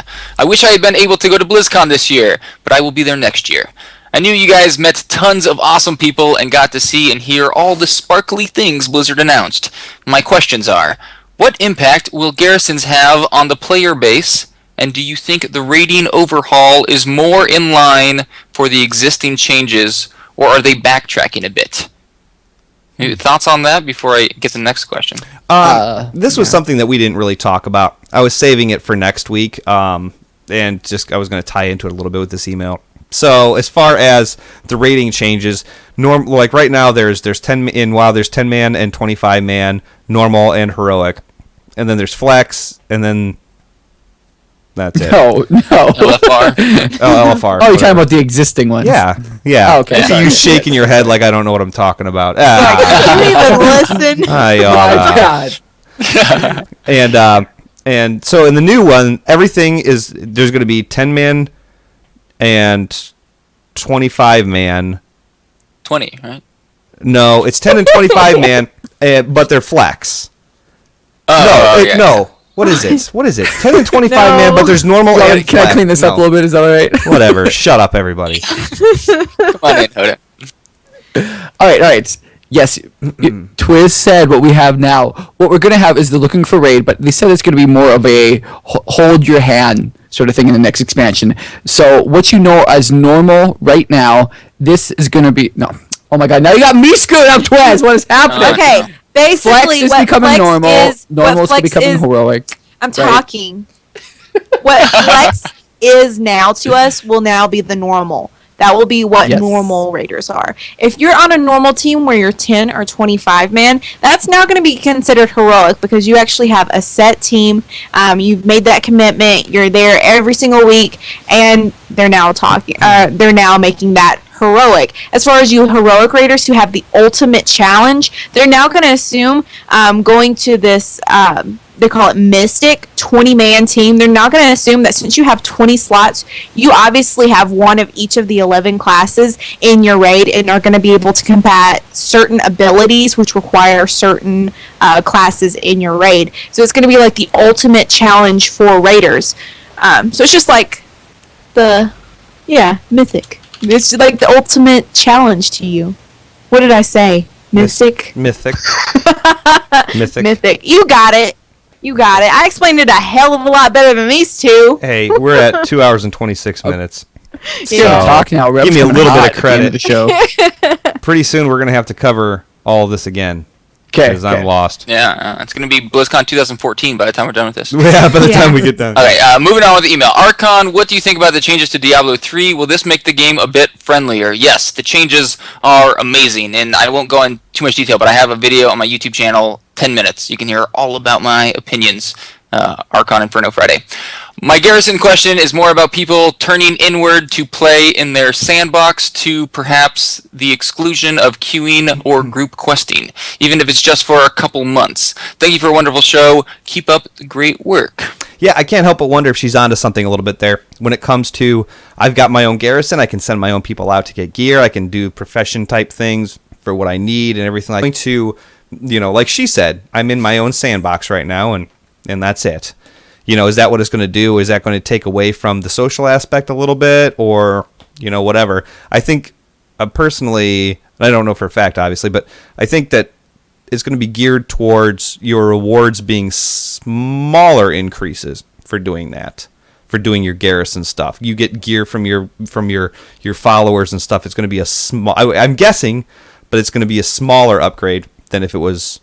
Then, if you were actually out raiding or something like that, that's going to be your incentive to not just sit all boarded up in the house all weekend, Well, me thinks that the garrisons are going to be relatable to your farm in Halfhill, and the nature that you're going to have like maximum 15 minutes worth of like work and playtime in your sandbox before you're like, okay, well, there's really nothing left to do except watch stuff grow. And then you can venture out. So me thinks that you're going to have like 15 minutes maximum each day to like play with your stuff, and then you're gonna be like, okay, well, let me go PvP with guildies. Let me queue for some stank LFR, you know? Yeah, I would agree with Reb there. And on the social aspect you mentioned, Twiz, I think it's going to be pretty good as well, because I believe you can invite people to see your garrison. I think they were talking about, so people will want to get their things looking cool and be like, hey, bro, come check out my thing. So, I'm in. Yes. I'm in. Somehow the chat room started talking about TwizCon. That's going to happen. Oh, yeah, I gotta schedule that. That's going to have to be something that's going to happen. So Archon's in charge. Yeah. Don't put me in charge. He won't show up. He won't show up. All right. Ladies and gentlemen, that is going to bring this extremely long episode to a close, but we've got a ton more about this stuff that we are going to weigh in on. We just had to get the initial burst damage out of the way and talk about what we could talk about, but we're going to expand on this stuff and really look at it a little bit more critically and a little bit more, food for thought, blue sky theory crafting type of a feel. So stay tuned for our future episodes. For all the information and everything, we're going to have in the show notes, twizcast.com. At BlizzPro.com is also going to have the show notes and the audio and the video and stuff like that. Quick mention of our sponsor, Doghouse Systems. Guys, I talked to Clark Petrie, who is the guy that signed me on to Doghouse Systems. He is a phenomenal dude. One of the things that he told me about that is 100% true, and I knew this going into it, but as the conversation carried on, it only convinced me more. The customer service that comes from these guys is through the roof. Okay? We all have computer problems. There's no such thing as a perfect computer that nothing ever goes wrong. It's never slow. It's never, whatever. The video card never blows up or anything like that. Computer problems are going to happen. The cool thing, you can save a couple of bucks and go to Dell or you can go to whatever, but if you get a Doghouse system, if you have a computer problem, you call them, you talk to the guy that built your computer. And he can ask you questions. What's this doing? What's this look like? He knows exactly what your setup is, and he can help you right now. And they're all about getting you a new rig, getting it back in the game as soon as possible, getting done whatever needs to get done. These guys are bent on customer service, and trust me, you don't realize what great of a shape you're in when you don't go cheap. It's a no-brainer. So Doghouse Systems, use the coupon code TWIZ at checkout, and that's going to double your memory absolutely free. Okay. Also, /loot.com, get yourself a TwizCast t-shirt. And our newest sponsor, SteelSeries. Awesome gaming peripherals, mice, keyboards, headsets. At our BlizzPro meetup, I think we gave away a couple of SteelSeries headsets, some SteelSeries wireless mice, a couple of mouse pads and stuff like that too. So SteelSeries really stepped up to the plate, guys, for us. So they really support the things that we do, and we're just trying to pass it along to you, the gamer. So do you guys have Archon? Do you have anything that you'd like to say? Oh yeah, I prepared this 30-minute speech I wanted to give right here. So good. Oh good. Yeah, it was a great show. Hopefully my throat will be back to normal next week. Excellent. How about you, Reb? Of course. Game safe, love one another, and with everyone in the sound of my voice, take care. No. Gaming will be whatever you want it to be, so let's make it beautiful. I hate you, Reb. I hate you right now. I'm hating on it in a big way. Also, I have a story that I meant to tell at the very beginning of the show, and I completely forgot. May I just interject for like 2 minutes and tell you this? Okay. Story time.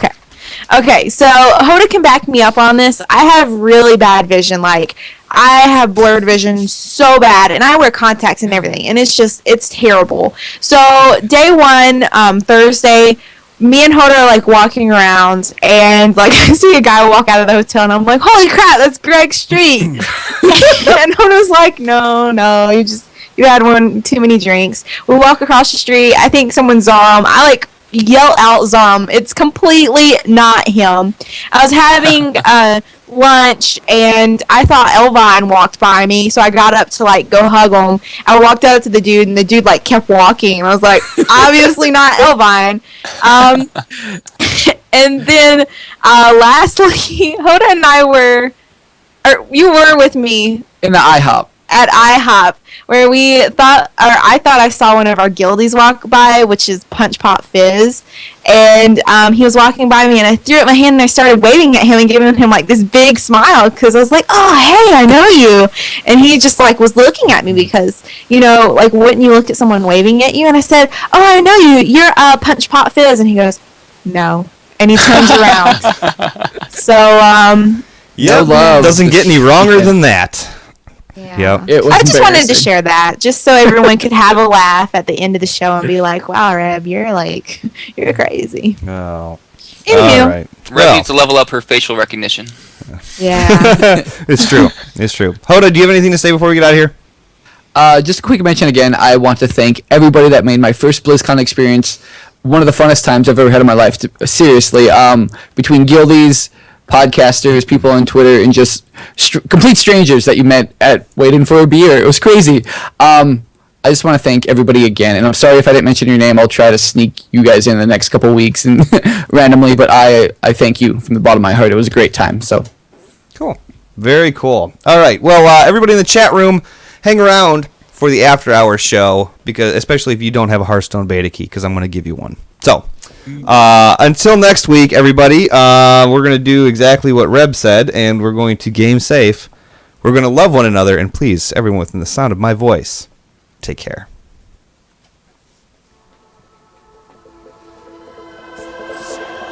Hey guys, you've been listening to TwizCast, the official podcast of BlizzPro.com.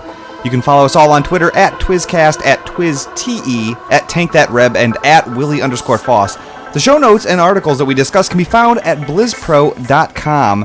And if you'd like to drop us a line, send the email to podcast@BlizzPro.com. Thanks again, and we will catch you next week.